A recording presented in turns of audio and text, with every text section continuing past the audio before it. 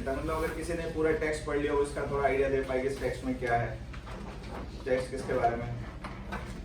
ये पीछे बैठा बच्चा पढ़ लिया था तुमने, ये पूरा टेक्स्ट पढ़ लिया, क्या समझ में इसको पढ़ने के बाद? सर इसमें मेडिसिन का नाम दिया हुआ है एस्पिरिन। हाँ। और सर हमें पहले लगता था कि उससे हार्ट अटैक कम होता है, लेकिन जब रिजल्ट्स आया तो उसमें ये पता चला कि it increases the rate of heart attack. हाँ, इट इंक्रीजेस द रिस्क। और एनीथिंग एल्स?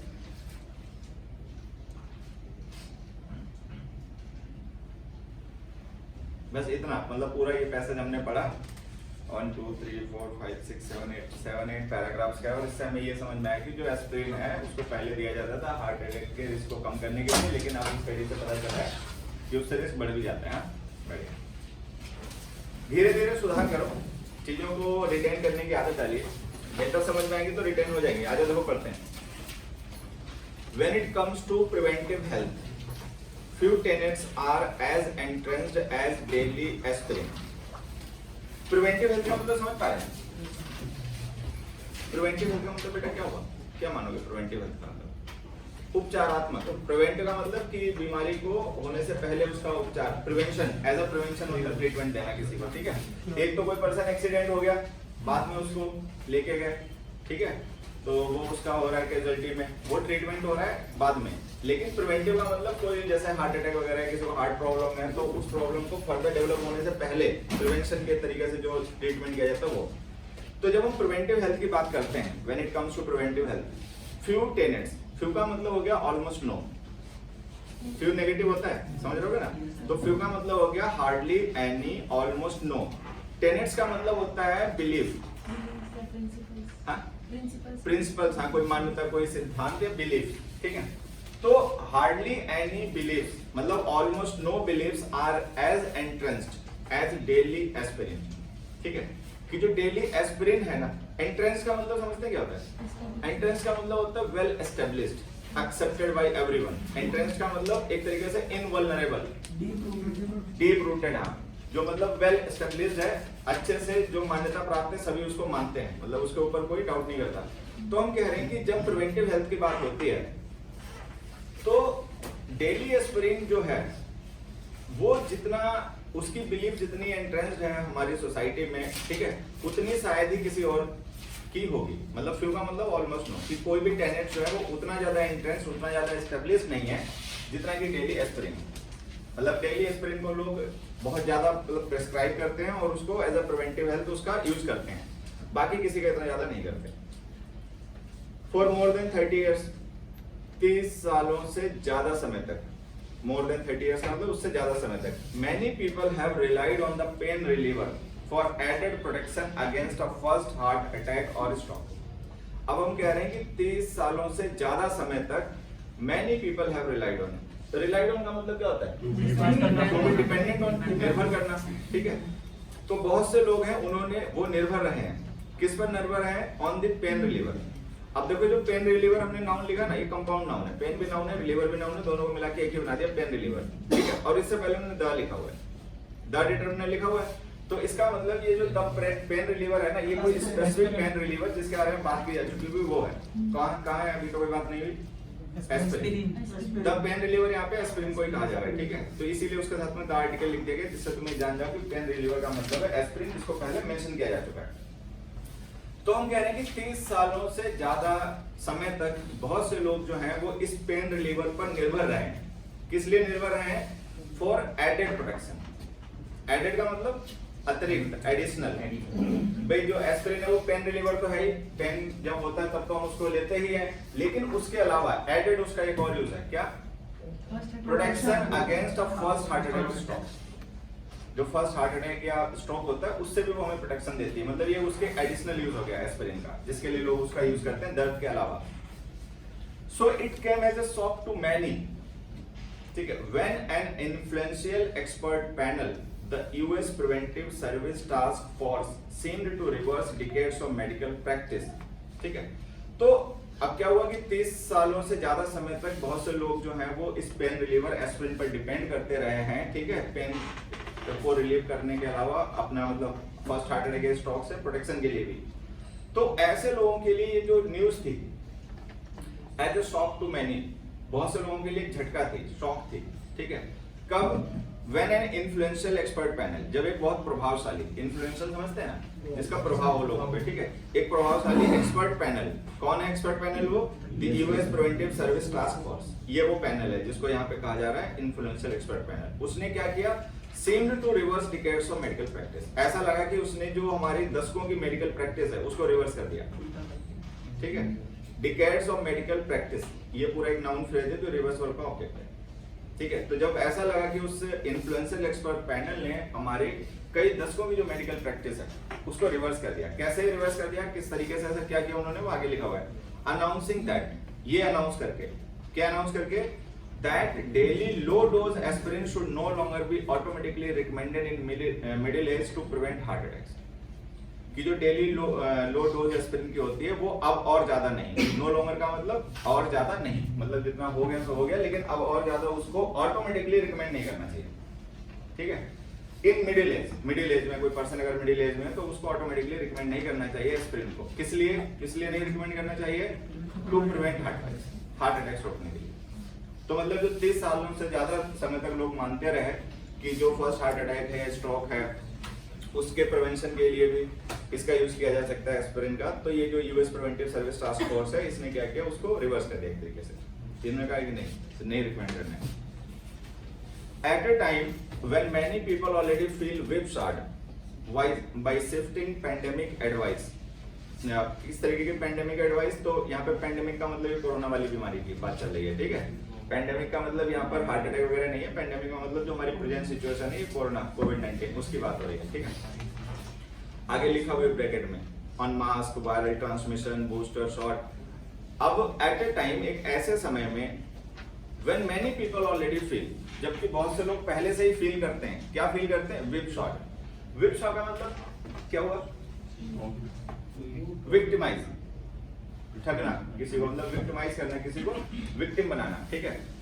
एक बड़ा सही एग्जांपल मैं तुम्हें देता हूँ, सारे जन जाएंगे। जैसे अगर महाभारत की कहानी थोड़ी बहुत भी तुम्हें पता है तो उसमें जो युधिष्ठिर थे, युधिष्ठिर को शकुनी ने और दुर्योधन ने फंसा लिया था वो खेलने के लिए गेम, ठीक है। हाँ, मतलब एक तरीके से उसको फंसा लिया और फिर उन्हें पता था युधिष्ठिर को तो हरा ही देंगे क्योंकि शकुनी बहुत तेज था, ठीक है। फिर उन्होंने वैसे ही किया भी। तो जब युधिष्ठिर के साथ में हुआ वैसा अगर किसी के साथ में, तो वो अपने को विप शॉट फील करेगा कि ठगा गया, उसको मतलब विक्टिम बनाया गया, ठीक है। तो विप शॉट का मतलब होता है किसी को विक्टिम बनाना, फायदा उठाना, उसको नुकसान पहुंचाना, ठीक है। अब देखिए, at a time when many people already feel whipsawed, एक ऐसा समय जब पहले से ही बहुत से लोग अपने को विप शॉट फील कर रहे हैं। क्यों विप शॉट फील कर रहे हैं? बाय शिफ्टिंग पैंडेमिक एडवाइस, ये जो पैंडेमिक है ना कोविड-19, ठीक है, इस पे आप देखोगे कि जो एडवाइस है वो लगातार शिफ्ट हो रही है। कभी ये बताया जाता है एक डोज से काम हो जाएगा, कभी 2 डोज से काम हो जाएगा, ठीक है। कभी नमस्ते, कभी बताया जाता है कि ये फैटल है, कभी बताया फैटल नहीं है। तो इसमें आप देखोगे अलग अलग तरीके की एडवाइस जो है वो पीसेस ऑफ एडवाइस हमारे सुनने को मिलते रहते हैं, मतलब सर्टेन नहीं है, लगातार एडवाइस चेंज होती रहती है। तो ऐसे समय में जब लोग अपने को पहले से ही विक्टिमाइज्ड फील कर रहे थे, ठीक है, bye shifting pandemic advice, mask के यूज को लेकर, वायरल ट्रांसमिशन को लेकर, बूस्टर शॉट्स को लेकर, ठीक है, कोई कंफर्म और सर्टेन मतलब एक एडवाइस नहीं है, वेरी कर रही है अलग अलग एक्सपर्ट्स की, अलग अलग एजेंसीज की अलग अलग एडवाइस है। तो ऐसे समय में लोग जब पहले से ही अपने को विप शॉट, अपने को विक्टिमाइज्ड फील कर रहे हैं, ठीक है, the new aspirin recommendations left some shaking their heads. तो उस समय में ये जो एस्पिरिन को लेकर जो नई रिकमेंडेशंस आ गई हैं, ठीक है, इन्होंने क्या किया है, left some shaking their heads, कि कुछ लोगों को शेकिंग देयर हेड्स के लिए मजबूर कर दिया है, ठीक है। अब देखो शेक देयर हेड्स जो होता है ना, इडियम होता है। शेक वंस हेड का मतलब होता है किसी चीज को नहीं मानना, मतलब मानने से इनकार कर देना, ठीक है, एक्सेप्ट नहीं करना। और इसका एंटोनिम होता है कि इंग्लिश में वर्ब होती है नॉट वन साइड। तो नॉट वन साइड का मतलब क्या होता है? एग्री करना, हाँ कर देना। जैसे हाँ में सर हिलाते हैं ना ऊपर नीचे वाला, तो हो गया नॉटिंग हेड, ठीक है। और उसका एंटोनिम हो गया शेकिंग वन साइड। शेक का मतलब लेफ्ट राइट सर हिलाना, मना कर देना, ठीक है, किसी काम को मानने से या डिसएग्री कर जाना किसी चीज के साथ में। तो शेकिंग ये इडियम है एक्चुअली, ठीक है, इसका मतलब हो गया टू डिसएग्री। और नॉटिंग हेड का मतलब हो गया agree. When someone nods one side, he agrees. When someone shakes his head, he disagrees. तो यहाँ पे हम बता रहे हैं कि ऐसे समय में जब लोग पहले से अपने को विवशार्ट फील कर रहे हैं इस पेंडेमिक की एडवाइस जो शिफ्टिंग एडवाइस है उसकी वजह से, तो उस समय में जो एस्पिरिन को लेकर नए रिकमेंडेशंस आ गए हैं, इसको लेकर बहुत से लोग डिसएग्री कर गए, they have shaken their heads. But experts से, लेकिन एक्सपर्ट्स क्या कहते हैं, it should be reassuring to patients to know कि ये मतलब रीअश्योर करना चाहिए पेरेंट्स को या पेशेंट्स को रीअश्योर होना चाहिए। क्या उनको किस चीज को लेकर उनको अश्योर किया जाना चाहिए या उन्हें किस चीज को लेकर अश्योर होना चाहिए, that even the most trusted medical guidelines, कि जो सबसे ज्यादा ट्रस्टेड, जिनका सबसे ज्यादा भरोसा किया जाता है, ऐसी जो मेडिकल गाइडलाइंस होती हैं, are being reviewed and updated. उनको भी रिव्यू किया जा रहा है, उनको भी अपडेट किया जा रहा है as scientific understanding evolves. Evolves का मतलब डेवलप, ठीक है। तो जैसे जैसे हमारी जो साइंटिफिक अंडरस्टैंडिंग है, ठीक है, वो डेवलप कर रही है, वो इवॉल्व हो रही है, तो जो हमारी मोस्ट ट्रस्टेड गाइडलाइंस है, मेडिकल गाइडलाइंस, उनको भी रिव्यू किया जा रहा है, उनको भी अपडेट किया जा रहा है। तो उनमें भी चेंजेस पॉसिबल है कि मान लीजिए कोई एक ऐसी मेडिकल एडवाइस है, कोई एक ऐसी मेडिकल गाइडलाइंस है जो आप सदियों से मानते आ रहे हो, ठीक है। जैसे अभी कोरोना के समय में आप लोगों ने ध्यान दिया होगा, तो एक वो आती है क्या नाम, टैबलेट डोलो, बहुत बिकी, चाहे कोई डॉक्टर है चाहे कोई नहीं है, लेकिन उससे अगर किसी ने बताया कि हमें कोरोना है, बुखार से आ रहा, तो उसने सीधे ये कह दिया। हाँ, तो ये तो खैर अभी रिसेंट की बातें हैं, लेकिन बहुत शुरू से हम ऐसा समझ आ रहे हैं, सर दर्द आ रहा है तो वो ले लो, क्या नाम, पैरासीटामोल, ठीक है, हो गया सही। तो अब क्या कह रहे हैं कि इस तरीके की जो एस्टेब्लिश्ड गाइडलाइंस है, मेडिकल गाइडलाइंस है, ठीक है, जिनको लोग बहुत ज्यादा भरोसा करते हैं, जो मोस्ट ट्रस्टेड हैं, ठीक है, जिन पे कोई डाउट भी नहीं करता, उनको फॉलो करते हैं गाइडलाइंस को, इनको भी रिव्यू और अपडेट किया जा रहा है। जैसे जैसे हमारी साइंटिफिक अंडरस्टैंडिंग जो है मेडिसिनल फील्ड में इवॉल्व हो रही है, डेवलप हो रही है, तो इनको भी रिव्यू किया जा रहा है। तो उसके लिए हमें तैयार रहना चाहिए। It seems like it happens overnight. और ये डोलो तो छोड़ो, पैरासीटामोल, ये क्या नाम, वो क्या कहते हैं वो, अरे नहीं वो काढ़ा नहीं, किसका पीते थे, गिलोय ने तो रिकॉर्ड ही तोड़ दिए, ठीक है। हमारे सामने, हमारे घर के सामने पेड़ है वो अर्जुन का, ठीक है, और उस पर लोग नीचे से सब नोच ले गए। वो खैर अच्छा था, ऊपर से आ गया तो वहां हमेशा मिल ही जाता था, ऐसी कोई खास इमरजेंसी नहीं मिली। लेकिन गिलोय तो लोगों ने छोड़ी नहीं, सभी गिलोय ले रहे थे, जरूरत ही नहीं थी। लेकिन अति किसी भी चीज की नुकसान करती है, बहुत से लोगों को उसने डैमेज भी किया। हाँ, बहुत गर्म होती है, मतलब बेमतलब तो नहीं लेनी चाहिए ना। चलो, तो ये हो गया आपका, यहाँ पे हम क्लियर हो गए। नेक्स्ट पे जाते हैं, नेक्स्ट पैरा देखिए। It seems like it happens overnight, but this is how science works, ठीक। Doctor Sophie M Balzora, a gastroenterologist at NYU Langone Health US said, ठीक है। तो ये कोई डॉक्टर हैं, इन्होंने कहा it seems like it happens overnight. ऐसा लगता है कि एकदम से अचानक से हो गया, कि मान लीजिए जो हम 30 सालों से ज्यादा समय से एस्पिरिन को ले रहे थे as a preventive medicine for heart attacks, तो अब हमें लगेगा कि तो अचानक से सब बदल गया, एकदम अचानक से रिकमेंडेशन है कि नहीं अब उसको और ज्यादा नहीं ऑटोमेटिकली रिकमेंड करना है। तो लोगों को ऐसा लगेगा कि अचानक से वही घटना है, ओवरनाइट भी घटना है। लेकिन वो कह रहे हैं लेकिन ऐसा है नहीं, this how science works. Science ऐसे ही काम करती है, मतलब धीरे धीरे चीजें होती रहती हैं, उनका रिव्यू अपडेट चलते रहते हैं, फिर एक दिन उनको मतलब डिसीजन को अनाउंस कर दिया जाता है। तो सुनने वाले को ऐसा लगता है कि अचानक से हो गया, लेकिन अचानक से नहीं होता, साइंस में सब कुछ ऐसे ही होता है। Shifting medical advice is surprisingly common. अब वो कहती हैं कि शिफ्टिंग मेडिकल एडवाइस जो है ना, वो सरप्राइजिंगली कॉमन है। अब देखो यहाँ पे कॉमन एडजेक्टिव को डिस्क्राइब करने के लिए सरप्राइजिंगली यूज किया गया, क्यों? अगर हम केवल ऐसे लिखें shifting medical advice is common, ठीक है, तो ये हो गई जनरल बात। लेकिन उसके साथ में ना हमने सरप्राइजिंगली लिख दिया। सरप्राइजिंगली का मतलब कि it should not be common, it should not be common. मान लीजिए आपको एक दवा है, एक मेडिकल प्रैक्टिस चल रही है, दशकों से चल रही है, ठीक है, लोग उसको फॉलो कर रहे हैं, ठीक है, लेकिन वो चेंज हो जाती है। तो ये जो चेंज है मेडिकल एडवाइस में, ये सरप्राइजिंगली कॉमन है। सरप्राइजिंगली का मतलब ये एक ऐसी चीज है जो सरप्राइजिंग है, क्योंकि कॉमन नहीं होना चाहिए। एक मान लीजिए कोई एस्टेब्लिश्ड मेडिकल प्रैक्टिस है, ठीक है, तो उसको कंटिन्यू रहना चाहिए, लेकिन फिर भी चेंज हो जाती है, और ये कॉमन है, और ये सरप्राइजिंग है कि ये कॉमन है, क्योंकि मतलब जो राइटर है या जो स्पीकर है वो मान के चल रहा है कि ऐसा नहीं होना चाहिए, लेकिन ऐसा होता है, तो दैट इज सरप्राइजिंग थिंग। जो एस्टेब्लिश्ड मेडिकल प्रैक्टिस है वो भी वेरी करती रहती है। क्या टाइम है तेरा आने का?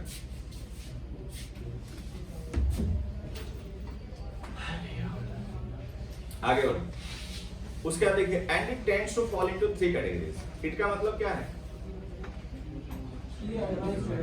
शिफ्टिंग मेडिकल एडवाइस, एडवाइस नहीं, shifting medical advice. Medical advice को शिफ्ट कर देना मतलब चेंज कर देना। तो मेडिकल एडवाइस को चेंज किया जाना जो है ना, ये बड़ा मतलब ये सरप्राइजिंगली कॉमन है। मतलब बड़ी सरप्राइजिंग बात है कि ये कॉमन चीज है जो कि कॉमन नहीं होनी चाहिए। मतलब राइटर या स्पीकर एक्सपेक्ट कर रहा है कि it should not be common thing, but surprisingly it is common. ऐसा होता रहता है। एंड इट टेंड्स, इट का मतलब shifting medical advice, it tends to fall into 3 categories. Tends का मतलब होता है बी इंक्लाइन टू, किसी चीज की संभावना होना, ठीक है। हाँ, and it tends to fall into 3 categories. और ये जो शिफ्टिंग मेडिकल एडवाइस है इसकी 3 कैटेगरीज हो सकती हैं। मतलब ये 3 कैटेगरीज में शिफ्टिंग मेडिकल एडवाइस को कैटेगराइज किया जा सकता है। एक कैटेगरी हो गई इमर्जिंग गाइडेंस, ठीक है। दूसरी हो गई रिप्लेसमेंट एडवाइस और तीसरी हो गई रिवर्सल्स। अब ये क्या है भाई? इमर्जिंग गाइडेंस का मतलब क्या है, रिप्लेसमेंट एडवाइस का मतलब क्या है, रिवर्सल्स का मतलब क्या है, वो नेक्स्ट पैरा में समझाएंगे।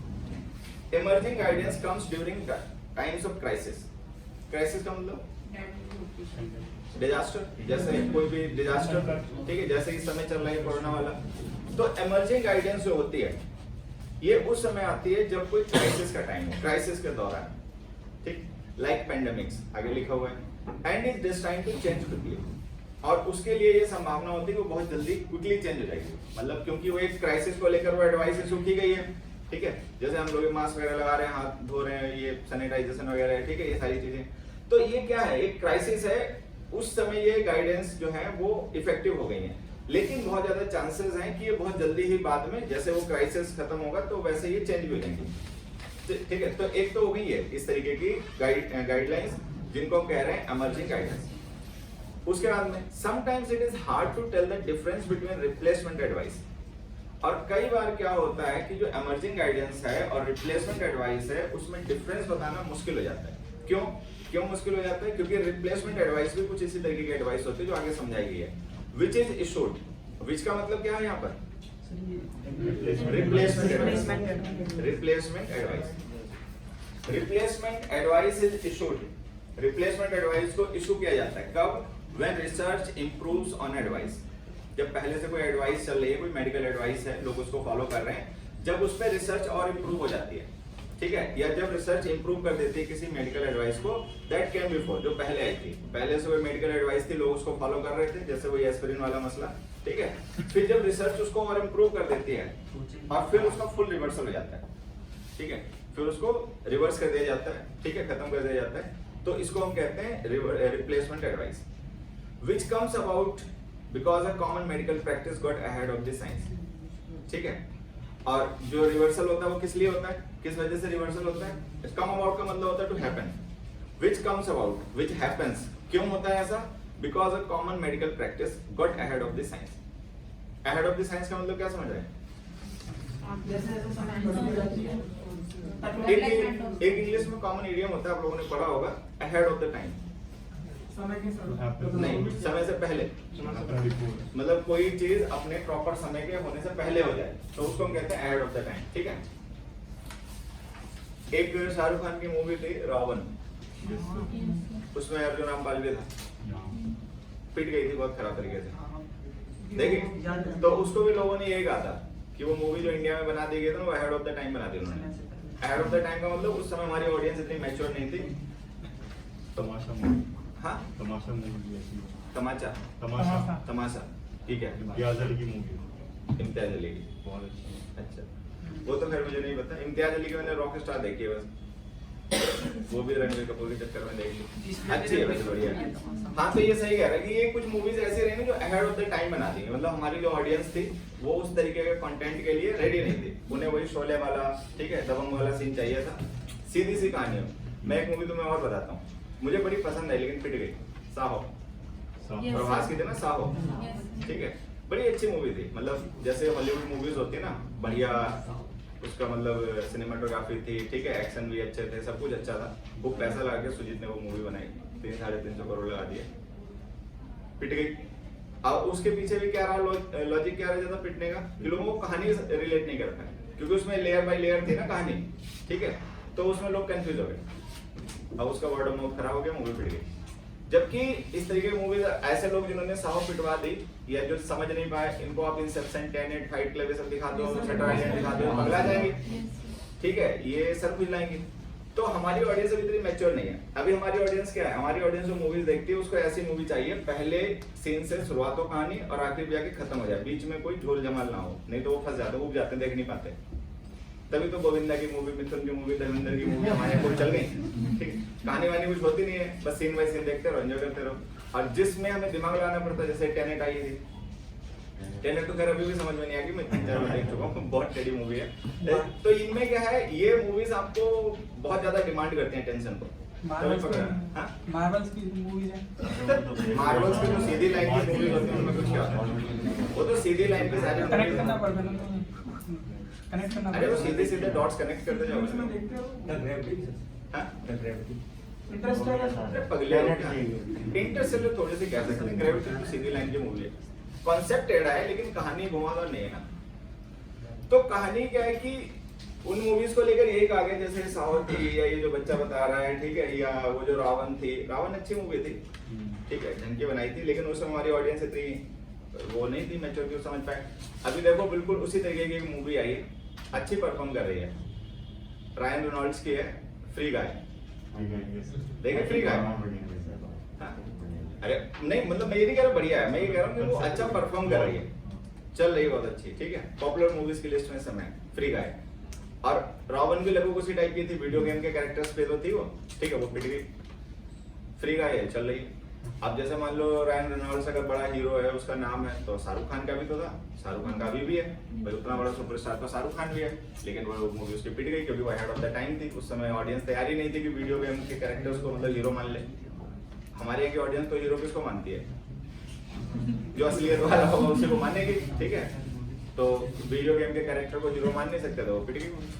तो हेड ऑफ द टाइम का मतलब कुछ उसके प्रॉपर समय के पहले ही हो गया, मतलब उसका समय माना था 10 साल बाद, लेकिन वो पहले घटना हो गई, तो अहेड ऑफ द टाइम हो गया। अहेड का मतलब बिफोर। तो अब इसको यहाँ पे समझोगे ना तो तुम्हें बात समझ में आ जाएगी। Ahead of the time, ahead of the science लिखा हुआ फिलहाल में यहाँ पे। तो हम कह रहे हैं विच कम्स अबाउट, विच का मतलब है reversal, reversal comes about, reversal होता है, क्यों होता है रिवर्सल, फुल रिवर्सल क्यों होता है, because of common medical practice, क्योंकि कोई एक सामान्य मेडिकल प्रैक्टिस जो है that got ahead of the science, कि वो मतलब साइंस उस समय उतना डेवलप नहीं था, साइंस उतना उसको अच्छी रिसर्च नहीं कर पाया, ठीक है, तो वो मतलब उससे पहले ही वो यूज में आ गई। लेकिन जैसे जैसे साइंस आगे बढ़ा, उस पर और रिसर्च की गई, तो रिसर्च ने उसको मतलब और बेहतर पाया या उसका कुछ और रिजल्ट पाया, फिर उसको रिवर्स कर दिया गया। तो अहेड ऑफ द टाइम का मतलब या अहेड ऑफ द साइंस का मतलब इस तरीके से आप रिलेट करोगे तो बात समझ में आएगी कि बहुत सा जो फुल रिवर्सल होता है इस वजह से होता है कि कोई कॉमन मेडिकल प्रैक्टिस जो है वो अहेड ऑफ द साइंस थी। साइंस उस समय इतना डेवलप नहीं था कि उसको पूरा स्टडी कर पाता और वो यूज में आ गई प्रैक्टिस, लेकिन जब साइंस डेवलप हुआ अपने फुल टाइम मतलब उसमें फुल ग्रोथ में आया और तब उन्होंने देखा कि उसके साइड इफेक्ट्स में, तो उन्होंने रिवर्स कर दी पूरी medical practice.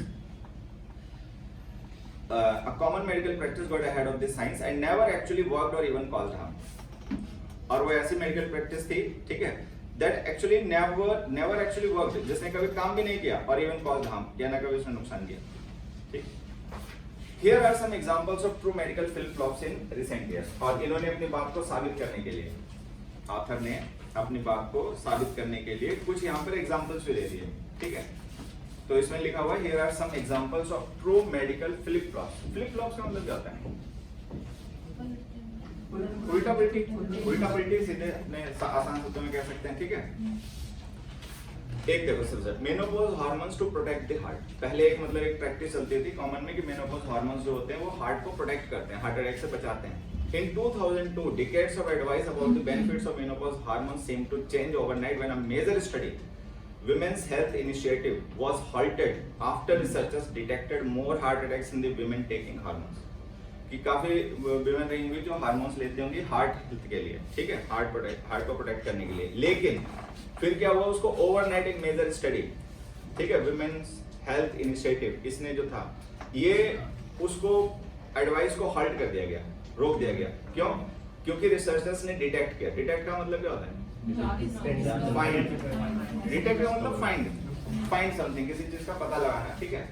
When researchers detected, जब रिसर्चर्स ने डिटेक्ट किया, पाया, क्या नोटिस किया, क्या किया, more heart attacks in the women taking hormones, कि जो वुमेन्स इन हार्मोन्स को ले रही थी उनमें ज्यादा हार्ट अटैक्स हुए। ठीक है। इन हिंड साइड का मतलब समझते हैं? हिंड साइड का मतलब होता है दृष्टि, नजर। हिंड का मतलब होता है पीछे। जैसे जानवर होते हैं ना, जानवरों के 4 लेग्स और हिंड लेग्स होते हैं। तो 4 लेग्स कौन से हो गए? आगे वाले दोनों, और हिंड का मतलब पीछे वाले हिंड लेग्स हो गए। तो हिंड साइड का मतलब होता है जैसे कोई घटना जब हो चुकी है, फिर जब आप उसको रिव्यू करते हो, मतलब काम के हो जाने के बाद में जो रिव्यू आप कर रहे हो, जो उसको देख रहे हो, वो हिंड साइड है, जो पहले हो चुका है। तो इन हिंड साइड, हाँ। अब जब हम पुनरावलोकन करते हैं उस घटना का, ठीक है, आज से जब हम उस पिछली घटना को देखते हैं, तब क्या होता है हमें पता चलता है, doctors had miss interpreted data from observational research. तो जिन डॉक्टर्स ने ये रिकमेंडेशन दे दी थी, ठीक है, मेनोपॉज हार्मोन्स की हार्ट अटैक्स को रोकने के लिए, उन्होंने क्या किया था? Doctors had miss interpreted data, उन्होंने डाटा को मिस इंटरप्रेट कर लिया था, गलत समझ लिया था डाटा को, ठीक है। और जो ऑब्जर्वेशनल जो भी रिसर्च उन्होंने की होगी, उसके डाटा को मिस इंटरप्रेट कर दिया। आज ये बात हमें पता चली इन हिंडसाइट, मतलब हो जाने के बाद जब हमने देखा तब हमें पता चला, ठीक है। इन 1999 में क्या हुआ? The food and drug administration approved Vioxx as a breakthrough pain reliever. Breakthrough का मतलब क्या होता है? ब्रेक थ्रू का वैसे तो कोई अचीवमेंट होता है, ब्रेक थ्रू का मतलब होता है अचीवमेंट, ठीक है। और ब्रेक थ्रू का मतलब, यहाँ पर हमने ब्रेक थ्रू को एज ए नाउन नहीं, एज एन एडजेक्टिव यूज किया पेन रिलीवर को डिस्क्राइब करने के लिए। मतलब ब्रेक थ्रू पेन रिलीवर का मतलब कोई ऐसा पेन रिलीवर जो बहुत बड़ी उपलब्धि रहा हो, एक अचीवमेंट टाइप रहा हो, ऐसा पेन रिलीवर। हाँ, इंपॉर्टेंट डिस्कवरी, हाँ। ब्रेक थ्रू नाउन होता है तो उसका मतलब डिस्कवरी होता है, ठीक है, इंपॉर्टेंट डिस्कवरी। यहाँ पे ब्रेक थ्रू को हमने एडजेक्टिव यूज किया पेन रिलीवर के लिए। अब हम कह रहे हैं कि the food and drug administration approved Vioxx as a breakthrough pain reliever because it lowered the risk of gastrointestinal problems। कि 1999 में फूड एंड ड्रग एडमिनिस्ट्रेशन ने ये की कोई मेडिसिन है वायोक्स, इसको अप्रूव कर दिया as a breakthrough pain reliever, कि ये बहुत मतलब इंपॉर्टेंट एक पेन रिलीवर है, बहुत बड़ी डिस्कवरी है पेन रिलीवर की। क्यों इन्होंने ऐसा किया? Because it lower the risk of gastrointestinal problems, जो गैस्ट्रोइंटेस्टाइनल प्रॉब्लम होती थी, ठीक है, क्योंकि उनको ये कम कर देता था। बट बाय 2004, लेकिन 2004 तक 5 साल का गया था, ध्यान से देखना, 1999 से 2004, मतलब 5 साल की ड्यूरेशन में क्या हुआ? Merck had withdrawn the drug. Merck ये मुझे लगता है कोई साइंटिफिक एजेंसी वगैरह जो मेडिसिन पे काम करती होगी, कंपनी है, चलो देख लो। Merck had withdrawn the drug, तो मुझे लगता है कंपनी रही होगी जो बनाती होगी, उसका प्रोडक्शन करती होगी, ठीक है। Merck had withdrawn the drug, लेकिन मर्क ने उस ड्रग को विथड्रॉ कर लिया। विथड्रॉ कर लेने का मतलब वापस ले लेना, खींच लेना, मार्केट से उठा लेना, ठीक है, उसका यूज बंद कर देना। मर्क ने क्या किया? उस ड्रग को विथड्रॉ कर दिया। क्यों कर दिया? बिकॉज स्टडीज शोड, स्टडीज का मतलब रिसर्चेस। यहाँ पे ध्यान रखोगे एक बार तुम लोग कि जब स्टडी को हम एज अ नाउन यूज करते हैं और एज अ वर्ब यूज करते हैं तो उसका मीनिंग अलग होता है। स्टडी को जब हम एज अ वर्ब यूज करते हैं तो उसका मतलब होता है लर्न, ठीक है, और जब हम एज अ नाउन यूज करते हैं तो उसका मतलब होता है रिसर्च, ठीक है। तो यहाँ पे जो स्टडीज लिखा है इसका मतलब रिसर्च समझिए। बिकॉज स्टडीज शोड, क्योंकि जो रिसर्चर्स थे उन्होंने ये शो किया, क्या शो किया? That it significantly raise the risk of heart attack, कि वो जो मेडिसिन थी वो गैस्ट्रोइंटेस्टाइनल प्रॉब्लम्स को तो कम कर देती थी, ठीक है, लेकिन रिस्क ऑफ हार्ट अटैक को बढ़ा देती थी, और वो भी significantly. Not just raise the risk but significantly raise the risk. Significantly का मतलब क्या? अच्छा खासा, इन अ गुड नंबर और गुड अमाउंट, ठीक है। तो वो जो ड्रग थी वो गैस्ट्रोइंटेस्टाइनल प्रॉब्लम्स को तो जरूर कम कर देती थी, लेकिन वो उसका साइड इफेक्ट ये था कि वो रिस्क ऑफ हार्ट अटैक को बहुत ज्यादा बढ़ा देती थी। तो फिर उसको कंपनी जो उसको बनाती रही ड्रग को, उसने विथड्रॉ कर लिया। तीसरा एग्जांपल देखिए रिवर्सल का। फॉर इयर्स, कई सालों तक, doctors thought various vitamin could lower the risk of cancer and heart disease. Doctors ये मानते थे, ऐसा मानते थे कि जो विटामिन हैं वो कैंसर और हार्ट डिजीज के रिस्क को कम कर सकते हैं। बहुत साल तक ऐसा मानते रहे, but a number of studies showed just the opposite, ठीक है। अ नंबर ऑफ का मतलब होता है several, but a number of studies, लेकिन सेवरल स्टडीज शोड कि कुछ जो मतलब रिसर्चर्स हुए उन्होंने ये शो किया, उनसे ये पता चला जस्ट द ऑपोजिट, ये तो उल्टा है। उल्टा है का मतलब बढ़ा देते हैं, कम नहीं करते, उल्टा बढ़ा देते हैं, ठीक है। अ study of beta carotene, A study of beta carotene and vitamin A found that the supplements actually increase the risk of lung cancer in male smokers। कि जो पुरुष स्मोकर्स होते हैं, जो स्मोकिंग करते हैं, उनमें, ठीक है, जो बीटा कैरोटीन और विटामिन ए है, ठीक है, हाँ, वो सप्लीमेंट्स जो होते हैं, जो विटामिन सप्लीमेंट्स वगैरह नहीं लेते, ठीक है, वो एक्चुअली क्या करते हैं, इंक्रीज कर देते हैं risk of lung cancer. Smokers में, जो स्मोकिंग करते हैं, उनमें लंग कैंसर का रिस्क बढ़ जाता है विटामिन ए और बीटा कैरोटीन की वजह से। A study of vitamin E and selenium thought to protect against prostate cancer। अब देखो ये जो हमने लिखा ना, thought to protect against prostate cancer, ये एक एडजेक्टिव फ्रेज है जो कि डिस्क्राइब कर रही है विटामिन ई एंड सेलेनियम, ठीक है। तो जो विटामिन ई और सेलेनियम है, जिसको ये माना जाता है कि वो प्रोटेक्ट करता है प्रोस्टेट कैंसर से, increase the risk of the disease, ठीक है। पता चला कि वो डिजीज का जो मतलब जो प्रोस्टेट कैंसर है उसके रिस्क को कम करने के बजाय उसका रिस्क बढ़ा देते हैं। बाद में जब स्टडी की गई, रिसर्च की गई, तो जिसको आप ये मान के चल रहे थे वो उस डिजीज से प्रोटेक्ट करेगा, पता चला वही उस डिजीज को कॉज कर रहा है। Doctors used to insert stents, ठीक है, डॉक्टर्स जो पहले क्या करते थे, स्टेंट्स इंसर्ट करते थे in millions of otherwise stable patients, ठीक है, जो मिलियंस ऑफ अदरवाइज मतलब दूसरे तरीके से वो पेशेंट स्टेबल होते थे, तो उनमें क्या करते थे, वो स्टेंट्स इंसर्ट कर देते थे। स्टेंट्स क्या होते हैं वो बता रखा है इसमें, ये जो पूरा एडिशनल फ्रेज लिखा है ना, ये वही लिखा हुआ है, tiny wire mesh tubes that prop open arteries. Mesh का मतलब समझते हैं क्या होता है? मेश का मतलब जालीदार, मतलब जैसे कपड़े वगैरह नहीं बुना जाता है तो धागों को आपस में मिला दिया जाता है, या रस्सियां वगैरह आपस में मिला दी जाती हैं, ठीक है, हॉरिजॉन्टल और मतलब वैसे, तो उसको कहते हैं मैश। वो जाली जो बन जाती है उसको मैश कहते हैं।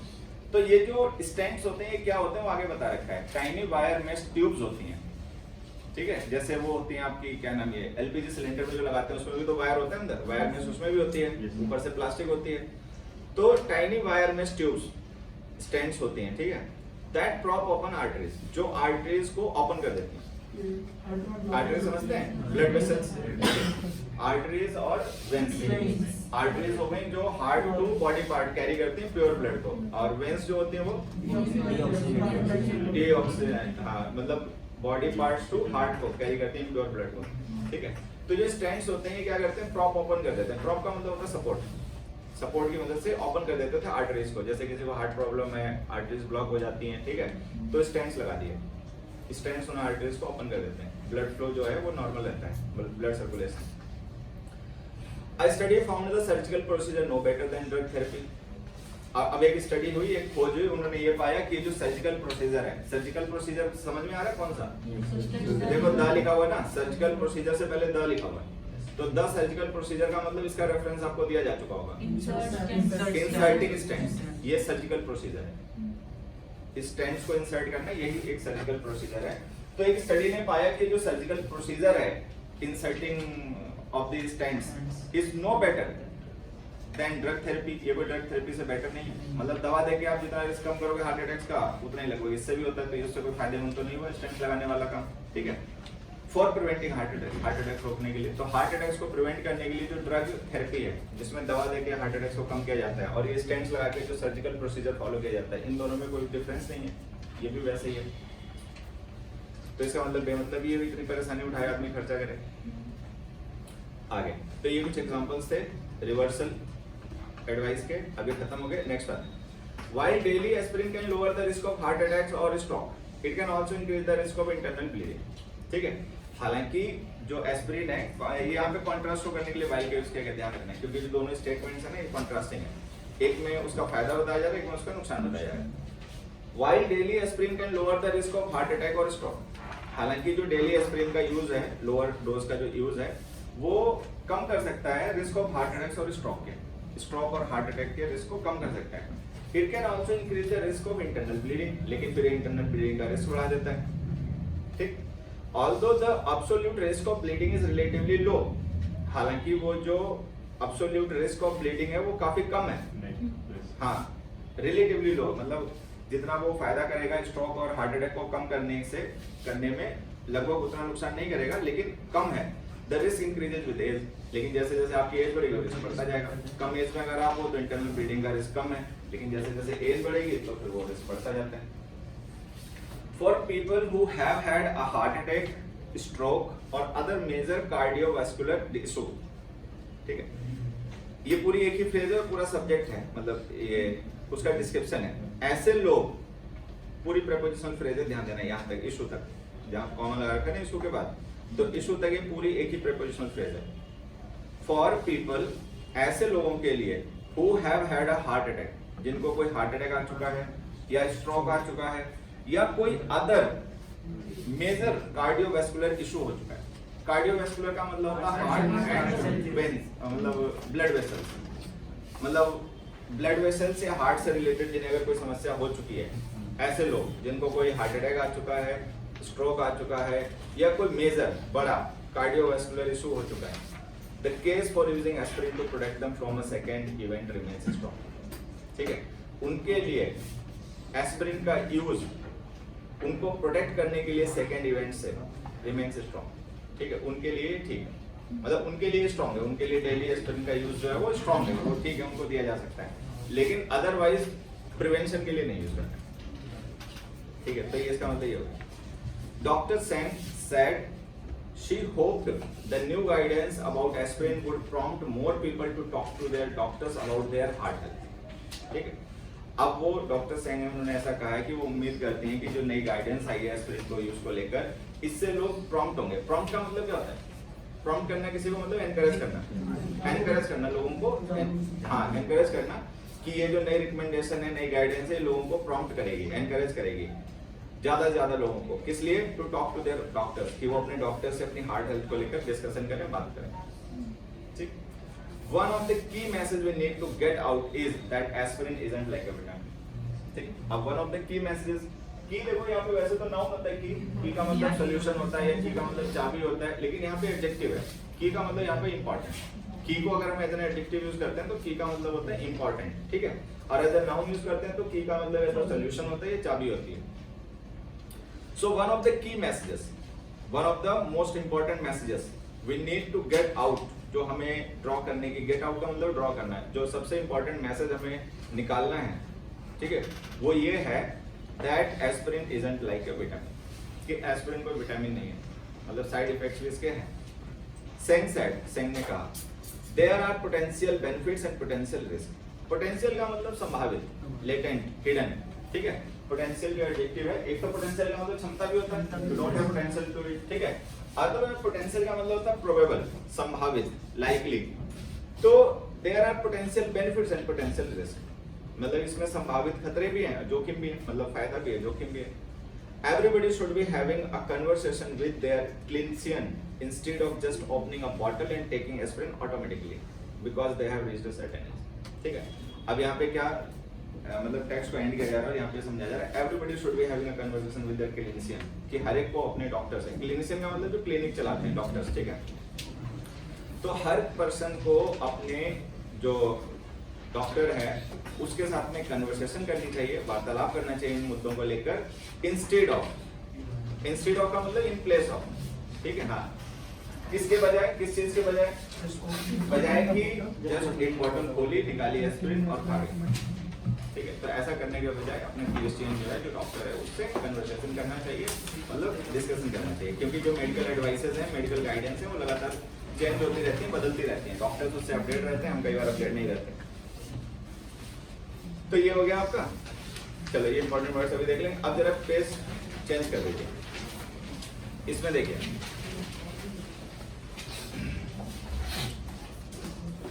एक तो है क्लोज टेस्ट, हल्का है अभी, ठीक है, क्योंकि आपके शुरुआती सेशन चल रहे हैं ना, तो धीरे धीरे हम क्लोज टेस्ट का लेवल बढ़ाते रहेंगे। तो अभी एक छोटा सा क्लोज टेस्ट है, कर लिया तुम लोगों ने, कि टाइम चाहिए करने के लिए? 1 मिनट का टाइम देता हूँ फिलहाल मैं, मतलब 1 मिनट बहुत होगा, क्योंकि बहुत इजी है क्लोज टेस्ट, जल्दी हो जाएगा। तो अगर किसी बच्चे ने अभी तक अटेम्प्ट नहीं किया तो अटेम्प्ट कर लीजिए, 1 मिनट है आपके पास में, फिर मैं डिस्कस करता हूँ।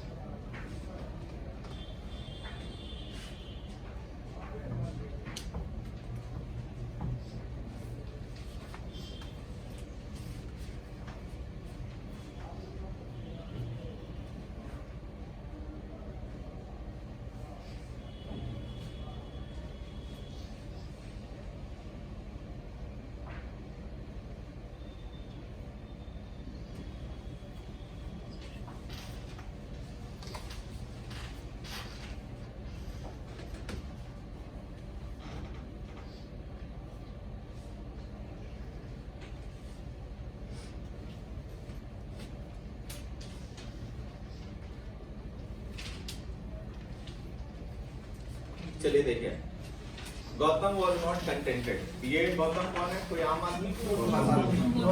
गौतम बुद्ध।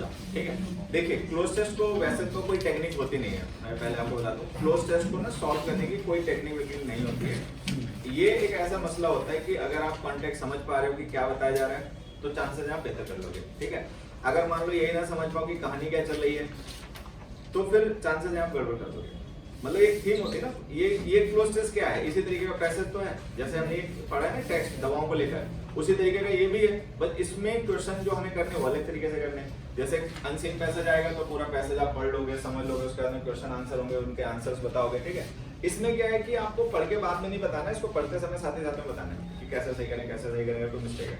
तो क्लोज टेस्ट सॉल्व करने का अगर कोई तरीका मतलब थोड़ा सा हेल्प कर सकता है, ठीक है, वो ये है कि आप पहले पूरा क्लोज टेस्ट पढ़ लो, मतलब आंसर्स को टिक करने से पहले ना एक सुपरफिशियली पूरा पढ़ लिया। ठीक है, ऑप्शन देखने की कोई जरूरत नहीं है, पहले एक बार पढ़ लो उसको पूरा। पढ़ लोगे तो कम से कम एक आइडिया लग जाएगा कि ये जो क्लोज टेस्ट है वो किसके बारे में है। ठीक है, टेक्नोलॉजी के बारे में है, ह्यूमन रिलेशंस के बारे में है, साइंस के बारे में है, मेडिसिन के बारे में है, सोसाइटी के बारे में है, इकोनॉमी के बारे में है, स्पोर्ट्स के बारे में है, पॉलिटिक्स के बारे में है। मतलब एक आपको आइडिया लग जाएगा। आइडिया लग जाएगा तो जो आप ऑप्शंस पिक करोगे ना वो चांसेस हैं कि ज्यादा सही होंगे, क्योंकि कॉन्टेक्स्ट होगा आपके पास, तो कॉन्टेक्स्ट अकॉर्डिंग वर्ड्स का यूज करोगे। अगर तो सुपरफिशियली हमेशा एक बार पढ़ लिया करो, और ये पढ़ने की कोई जरूरत नहीं होती है, क्या नाम है आपके ऑप्शंस। बहुत से लोगों की एडवाइस इस पे डिफर करती है, मतलब उनकी एडवाइस मेरे से अलग होती है। उनकी एडवाइस ये होती है कि अनसीन पैसेज सॉल्व करना है तो पहले तुम क्वेश्चन आंसर ही पढ़ो, पैसेज पढ़ो मत छोड़ दो। ये बहुत वाहियात तरीका है। ठीक है, सुसाइडल, ऐसा कभी नहीं करना चाहिए। अनसीन पैसेज पढ़ो, ठीक है, समझो, उसके बाद में क्वेश्चन पढ़ो, ऑप्शन देखो, जो ऑप्शन आंसर और टिक मारो, अगले क्वेश्चन पे जाओ, ऑप्शन पढ़ो, जो ऑप्शन आंसर और टिक मारो, अगले पे जाओ। बस ये तरीका होता है, और कोई दूसरा तरीका नहीं है कि पहले ऑप्शन पढ़ लो, पहले क्वेश्चन पढ़ लो। एक बार सोच के देखो अपने आप, अगर थोड़ा सा भी सेंस हो तुम्हें कि तुम्हें कोई अनसीन पैसेज सॉल्व करना है और तुमने पहले क्वेश्चन पढ़ लिया, पैसेज पढ़े ही नहीं, सोच के देखो कितनी बेतुकी बात है। कोई इसका सिर पैर है, कोई इसका लॉजिक है, कुछ नहीं, बिल्कुल बेहाय, मतलब वाहियात बात है, लेकिन लोग एडवाइस कर देते हैं। ये होता क्या है कि जैसे जब कोई बच्चा ये पूछने आता है कि सर अनसीन पैसेज कैसे होगा, हमसे नहीं हो पा रहा है, तो इसका सीधा सा मतलब ये है कि ये बच्चे की पढ़ने की आदत नहीं है, इसके रीडिंग स्किल्स अच्छे नहीं है, ये पढ़ के समझ नहीं पाता क्या लिखा हो, इसकी समस्या ही है। तो उसको हमें क्या समझाना चाहिए, भाई पढ़ने की आदत डालो। ठीक है, पढ़ लोगे, समझ लोगे तो हो जाएगा, नहीं पढ़ लोगे, नहीं समझ पाओगे तो कोई तकनीक तो अनसीन पैसेज के आंसर तुम्हारा सही करवा नहीं देगी। लेकिन हमारे टीचर्स में कई बार इतना कहने की तो हिम्मत नहीं होती। ठीक है, क्योंकि वो सोचते हैं अगर हम बच्चे से ये कह देंगे भाई पढ़ लेगा, अपने आप समझ में आ जाएगा तो हो जाएगा, नहीं तो नहीं होगा, तो बच्चा सोचेगा फिर हम तुम्हें फीस क्यों दें। भाई जब हम अपने आप ही पढ़ के कर लेंगे, हमारे पढ़ने से ही हमें समझ में आएगा, तुम कोई टेक्निक नहीं बता पाओगे तो फिर हम तुम्हें फीस क्यों दें। तो हमारा तो सीधा सही होता, मत तो अपने घर जाओ।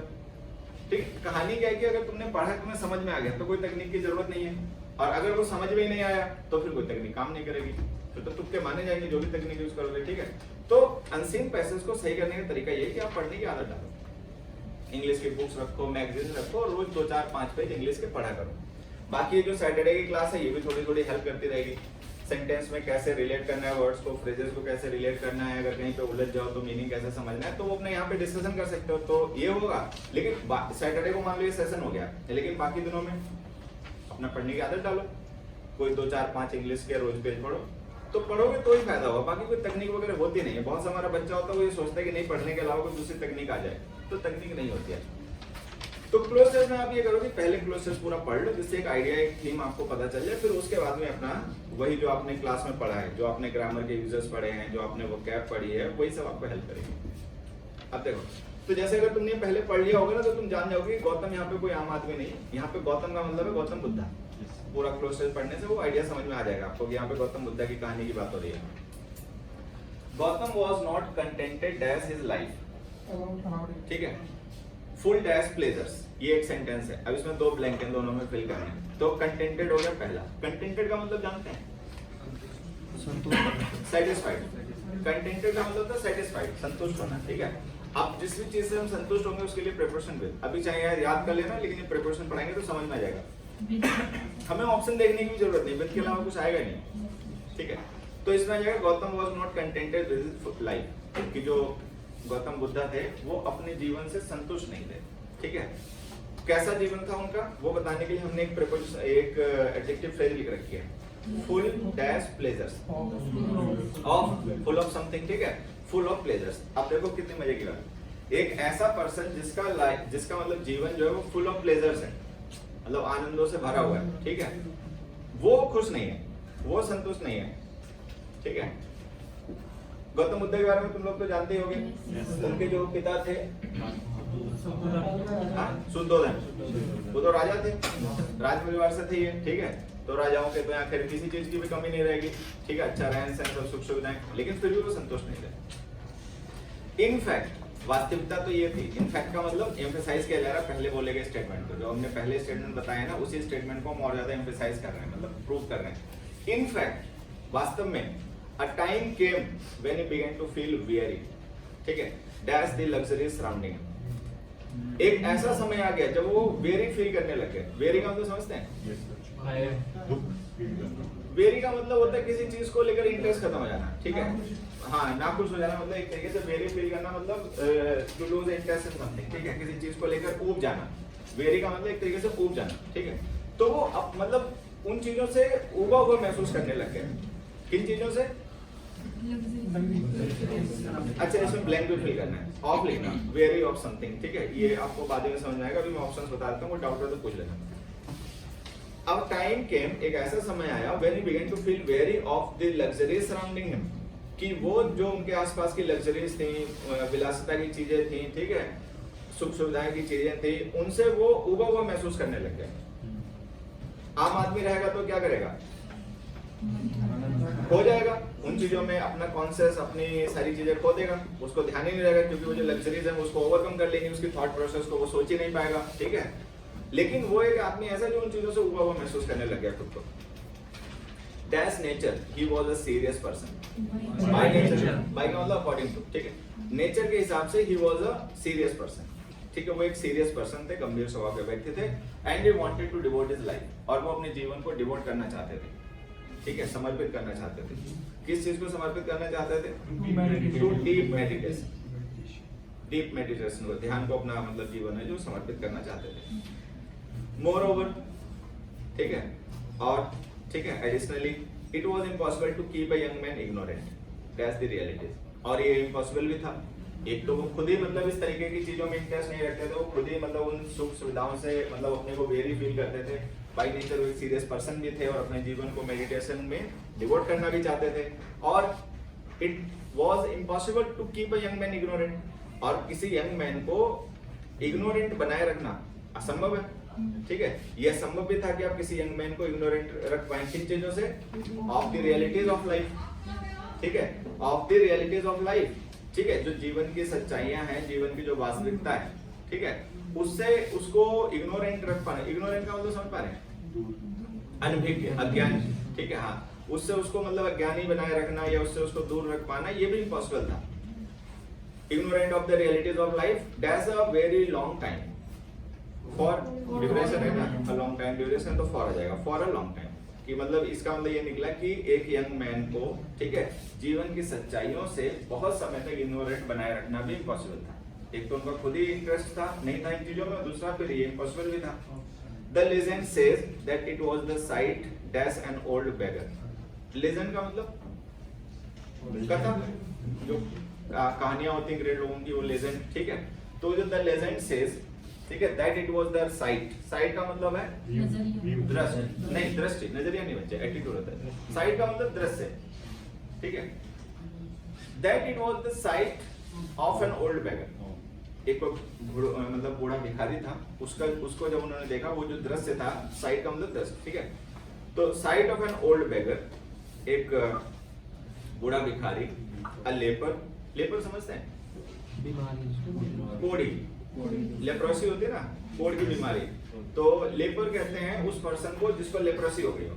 जैसे पहले क्या था, अब तो लेप्रोसी नहीं होती शायद, तो जब लेप्रोसी होती थी तो जो लेपर होता था, ठीक है, उसको मेन स्ट्रीम से सोसाइटी के हटा दिया जाता था, उनको गांव से दूर कहीं पर मतलब झुग्गी झोपड़ी वगैरह बना दी जाती थी, उसी में पड़े रहते थे, मतलब क्योंकि वो छुआछूत की बीमारी थी, फैलती थी दूसरों को, ठीक है। तो जब उन्होंने एक ओल्ड बेगर को देखा, एक लेपर को देखा, एक कोढ़ी को देखा, एंड अ डेड मैन, ठीक है, और एक डेड मैन को देखा, कहाँ देखा?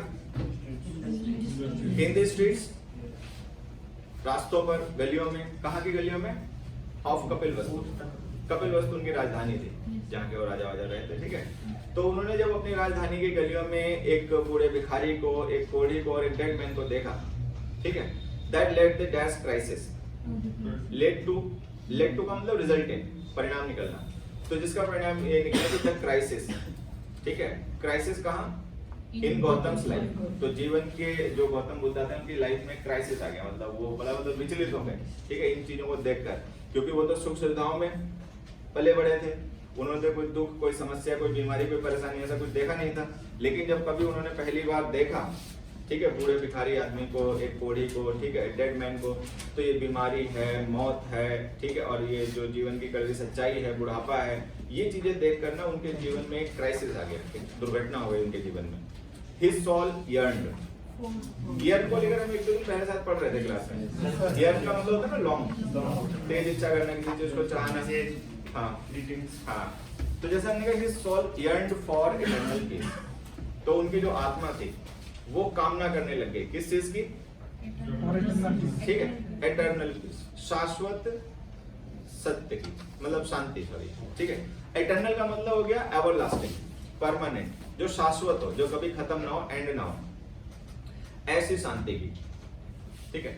अब उनको ये पता था कि उनके जो राजमहल में ये जो सुख सुविधाएं, जो शांति है, ये टेम्पररी है, ये हमेशा नहीं रहने वाली है। जब उन्होंने उस बूढ़े आदमी को, कोढ़ी को और बीमार को देखा और मृत आदमी को देखा, तो वो समझ गए कि जो शांति है ना, ये मेंटेन की गई शांति, ये नेचुरल नहीं है, इटर्नल नहीं है, ठीक है। तो वो उनकी जो आत्मा थी वो इटर्नल पीस की कामना करने लगी, ठीक है। तो यहाँ पे आ जाएगा yearn for, and to get the peace he had to withdraw that's the worldly activities, and to get that peace, that का मतलब वही वाली, ये टेम्पररी शांति नहीं, ठीक है, that peace, वो जो इटर्नल शांति है, ठीक है, उसको पाने के लिए he had to withdraw, उनको विड्रॉ करना था। कहाँ से विड्रॉ करना था?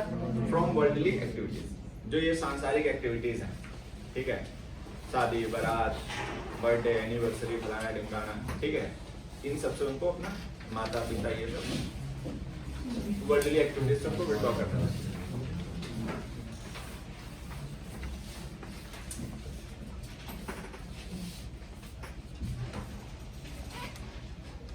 एक तुम लोगों ने कभी ध्यान दिया कि जितने अपने हिंदुओं में ज्यादातर जो ग्रेट लोग हुए, ज्यादातर मतलब, ठीक है, सारे नहीं, उनमें से ज्यादातर जो थे राज परिवार से थे, भगवान टाइप जो बने, जैसे गौतम बुद्ध वाली राज परिवार से ही थे, ठीक है, राम भी राज परिवार से ही थे, कृष्ण भी राजा ही थे, ठीक है, महावीर जी भी एक तरीके से, ठीक है।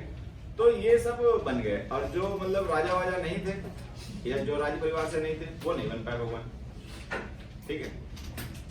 कबीर नहीं बन पाए, हाँ, दास ही रह गए, ठीक है, या उतनी ऊंचाई भी नहीं पहुंच पाए। क्या वजह रही? हाँ, एक तो सबसे बड़ी बात रिसोर्सेज, जो रिच होता है वो प्रमोशन भी कर देता है, जो रिच होता है उसका दूसरे लोग उसकी थोड़ी कहानियां भी बना देते हैं, उसके गुणगान भी कर देते हैं, होता है नहीं होता है सारा कह देते हैं। एक तो ये हिस्टोरियंस होते थे, वो किंग की तो कहानियां लिखते थे, हाँ, तो वो उनका गुणगान वगैरह भी रहता है, रिसोर्सेज होते थे उनके पास। और सबसे बड़ी बात पता क्या होती थी, वो उस चीज को खोजने इसलिए निकल पाते थे क्योंकि उनको वर्ल्डली रिस्पॉन्सिबिलिटीज की कोई चिंता नहीं होती थी। भाई मान लो अगर तुम राज परिवार से होते तो तुम यहाँ पे इंग्लिश पढ़ रहे होते एसएससी पास करने के लिए, कतई नहीं पढ़ रहे होते, ठीक है। तुम्हें कोई चिंता ही नहीं होती कमाने की, ना अपने लिए ना अपने बच्चों के लिए, ठीक है। तब तुम क्या करते, या तो उन सुख सुविधाओं में खो जाते, उनको एंजॉय करते, ठीक है, या फिर तुम क्या करते, कुछ ऊंचे लक्ष्य अपने स्थापित करते कि अब ये जो पैसा है और ये पद है और ये प्रतिष्ठा है, ये तो सब हमें ऐसे मिल गई फ्री में बिना कुछ करे धरे, अब इसकी हमें चाह नहीं है। तो या तो उसमें खो जाओगे या फिर कुछ ऊंचा मतलब आध्यात्मिक अलौकिक कुछ पाने की खोजने की कोशिश करोगे। तो जो राजाओं के बेटे थे ना, इनके साथ कहानी यही थी, सांसारिक रूप से तो संतुष्ट थे कि शाम को घर में चूल्हा जलेगा या नहीं जलेगा, बच्चों की फीस कैसे जमा करी जाएगी, दिवाली पे बच्चों के लिए कपड़े कैसे खरीदेंगे, इसकी कोई चिंता तो करनी नहीं थी, ठीक है, जब चाहे दिवाली मना ले तो उन्होंने कुछ ऊंचा खोजने की कोशिश करी, क्योंकि वो उनकी जरूरती जो बेसिक चीजें थी जिनमें हम अपनी पूरी जिंदगी गंवा देते हैं घर बनाने में, ठीक है। आधी जो नौकरी होती है आधी गवर्नमेंट सर्वेंट की, वो घर बनाने में निकल गई, ठीक है। आधे बच्चों के पढ़ाने लिखाने और उनकी शादी में निकल गई, बस हो गया उसका जीवन। पूरी जिंदगी में उसने इतना नहीं कर पाया, वो भी अगर सही तरीके से चला तो, बच्चे ठीक ठाक रहे तो, और नहीं तो पता चला कि था वो पहले से वो भी बेच बैठे। तो यही है कि आम आदमी रहता है ना, वो इसी में अपनी जिंदगी बेचारी कट जाती है। घर बनाना है, बच्चे पालने पोसने हैं, ठीक है, बच्चों की शादी करनी है, बच्चों को पढ़ाना है, किसी को नीट क्लियर करवाना है, किसी को जेई क्लियर करवाना है, वो इसी में बेचारी की सारी नौकरी चली गई, कमाई दवाई सब इसी में चली गई। वो कहाँ से अध्यात्म ढूंढेगा, वो कहाँ से परम सत्य, कहाँ से इटर्नल पीस ढूंढने की कोशिश कर पाएगा? चाहेगा भी तो ढूंढ नहीं पाएगा, क्योंकि उसके सांसारिक या जो सामाजिक जिम्मेदारियां उसको अलाउ नहीं करेंगी। अब जिसके सामाजिक या सांसारिक जिम्मेदारियां हैं ही नहीं या हैं तो उसको चिंता नहीं है, क्योंकि उसकी पूरी हो जाएंगी, फिर वो जाके इटर्नल पीस ढूंढेगा, फिर वो घर छोड़ के 6 साल के लिए भाग जाएगा, ठीक है, फिर वो गौतम बुद्धा बनेगा। तुम भाग पाओगे? मैं भाग पाऊंगा? 6 दिन तो मैनेज कर लेंगे कैसे ना कैसे, 6 हफ्ते मैनेज नहीं होंगे, 6 साल तो बहुत दूर की बात हो गई। हम सोचे, मतलब मैं अगर सोचूं कि चलो हम 6 हफ्ते के लिए चले जाते हैं, मतलब ढूंढ लाते हैं कैसे पीस, ठीक है, पॉसिबल ही नहीं है। 1.5 महीने में तो गड़बड़ हो जाएगी, क्रेडिट कार्ड की EMI, ठीक है, घर की EMI, बच्चे की फीस, फलाना ढिमकाना, ठीक है, दूध वाला वो मैसेज भेज देता है 1 हफ्ते बाद तो 6 हफ्ते के लिए चले जाओगे, उसके तो 6 मैसेज आ जाएंगे, तब तक तो कॉल ही करना शुरू कर देगा। तो हम नहीं सोच सकते। हमारे लिए बस ये कि जो अपना कर्म है इसी में ढूंढ लो, जो शांति वांति ढूंढनी है, अलग से जाके नहीं ढूंढ पाओगे। लेकिन अगर मान लो वही हम राज परिवार से होते, मैं तो भाग जाता, ठीक है, लेकिन राज परिवार से नहीं होता ना, वही में करो काम, ठीक है, ये मसला है। बाकी खैर एक छोटी सी बात मैं बताता हूँ गौतम बुद्धा को लेकर। जब गौतम बुद्धा थे, जब वो अपना मतलब छोड़ छाड़ के चले गए, 6 साल तक भटकते रहे सत्य की खोज में, निर्वाण की खोज में, तो जब इन्हें प्राप्त हो गया, फिर इन्होंने दीक्षा विक्षा देनी लोगों को शुरू कर दी। फिर जब आदमी ये समझ जाता है कि भाई ये रास्ता अच्छा है, कि इस पे लोगों का चलने से कल्याण होगा, तो वो चाहता है कि जैसे गौतम बुद्धा के लेवल का हो जाता था, उसके तो खैर मैटर नहीं करता, क्योंकि उसके लिए अपने पराये सब एक ही होते हैं, ठीक है, उसके लिए कोई पराया होते ही नहीं, सब अपने ही होते हैं, ठीक है, वो इंसानियत को देखते ही एक जैसा है। लेकिन हम लोग जैसे उतने काबिल अभी नहीं है, तो हम लोगों में क्या रहता है, अपने पराये का सेंस होता है कि ये मेरा स्टूडेंट है, मेरा स्टूडेंट नहीं है, ठीक है, ये मेरा परिवार का सदस्य है, ये मेरे परिवार का सदस्य नहीं है, ये मेरे गांव का, ये मेरे गांव का नहीं है। वो हालांकि लेवल बढ़ता रहता है, लेवल बढ़ता रहता है। जब आप अमेरिका चले जाओगे, फिर आप कहोगे ये मेरे देश का है, ठीक है, और ये मेरे देश का नहीं है। दिल्ली में रहोगे तो कहोगे ये मेरा हरियाणा का है, ये मेरे हरियाणा का नहीं है, ठीक है। हरियाणा में रहोगे तो ये मेरा रोहतक का है, ये मेरा रोहतक का नहीं है। यही नाटकबाजी होती है। तो वो अपना पराये का सेंस हमारा बने रहता है, लेवल उसका उठता जाता है, मतलब उसकी वो रेडियस बढ़ती जाती है कि कितने रेडियस को आप अपना मान रहे हो, ठीक है। वो इस बात पर डिपेंड करता है कि आप कितने बड़े लेवल पे डील कर रहे हो। जैसे ही आपका लेवल ऑफ डीलिंग बढ़ता जाता है, तो आपका जो रेडियस है वो अपनेपन का बढ़ता जाता है, ठीक, लेकिन वो बढ़ता जाता है और रहता है हमेशा, ठीक है। अपना पराया खत्म नहीं होता इंसानों के लिए। तो हो सकता है गौतम बुद्धा के लिए भी ऐसे रहा हो, तो उन्होंने सोचा कि जब ये जो सत्य है, जो मैं जान चुका हूँ, इससे लोगों को फायदा मिल ही रहा है, पूरा मानव जाति को मतलब फायदा हो रहा है, तो हमारे जो अपने, ठीक है, या अपने थे, ठीक है, उनको भी कल्याण होना चाहिए। तो वो वापस आए कपिलवस्तु, अपने माता पिता, अपनी वाइफ को और अपने जो उनके जानकार दोस्त रहे होंगे, उनको भी शिक्षा दीक्षा के लिए कि ये भी जीवन की सच्चाई को समझे, ठीक है, और जो इटर्नल पीस है उसको महसूस करो, उसके हिसाब से जीवन को जिए, कल्याण के लिए एक तरीके से आए वापस सन्यासी वेश में। तो उनकी जो वाइफ थी, क्या नाम था? यशोधरा, ठीक है। तो एक इंग्लिश ऑथर थे, उन्होंने गौतम बुद्धा के उस पर वो भी लिखा है, लाइट ऑफ एशिया। आप लोगों ने पढ़ा होगा, जो बच्चे यूट्यूब बोर्ड से पढ़े उन्होंने पढ़ा होगा लाइट ऑफ एशिया। वो पूरा मतलब अर्नोल्ड नाम से थे। तो लाइट ऑफ एशिया उन्होंने एक छोटी सी नॉवेल लिखी है, वो गौतम बुद्धा के जीवन पर ही पूरी लिखी है इंग्लिश में।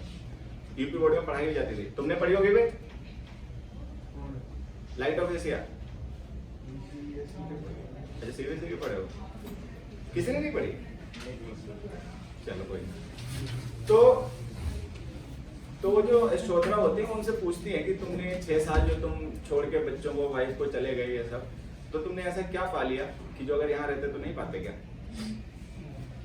तो उन्होंने बड़ा गजब जवाब दिया। उन्होंने कहा पाते, लेकिन पता नहीं था। मतलब वो वहां भी पा जाते, लेकिन तुमने पता नहीं था कि ऐसे भी तरीका हो सकता है। जब ज्ञान मिल गया, परम सत्य मिल गया, तब वो जान गए कि इसको दूसरे तरीके से भी अटेंड किया जा सकता था।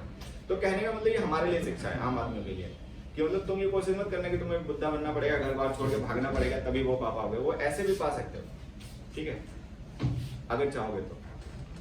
और नहीं तो वैसे तो है ही, वो वाला इलाज तो है ही, अपना बैग उठाना, भाग जाना, ठीक है। चल क्या करेंगे घर वाले? इतना तो कोई हींग नहीं है, तो घर वाले ढूंढ लेंगे। आपके तो एक तो व्हाट्सएप पे मैसेज भेजेंगे, उसके बाद कहेंगे ठीक है जाए।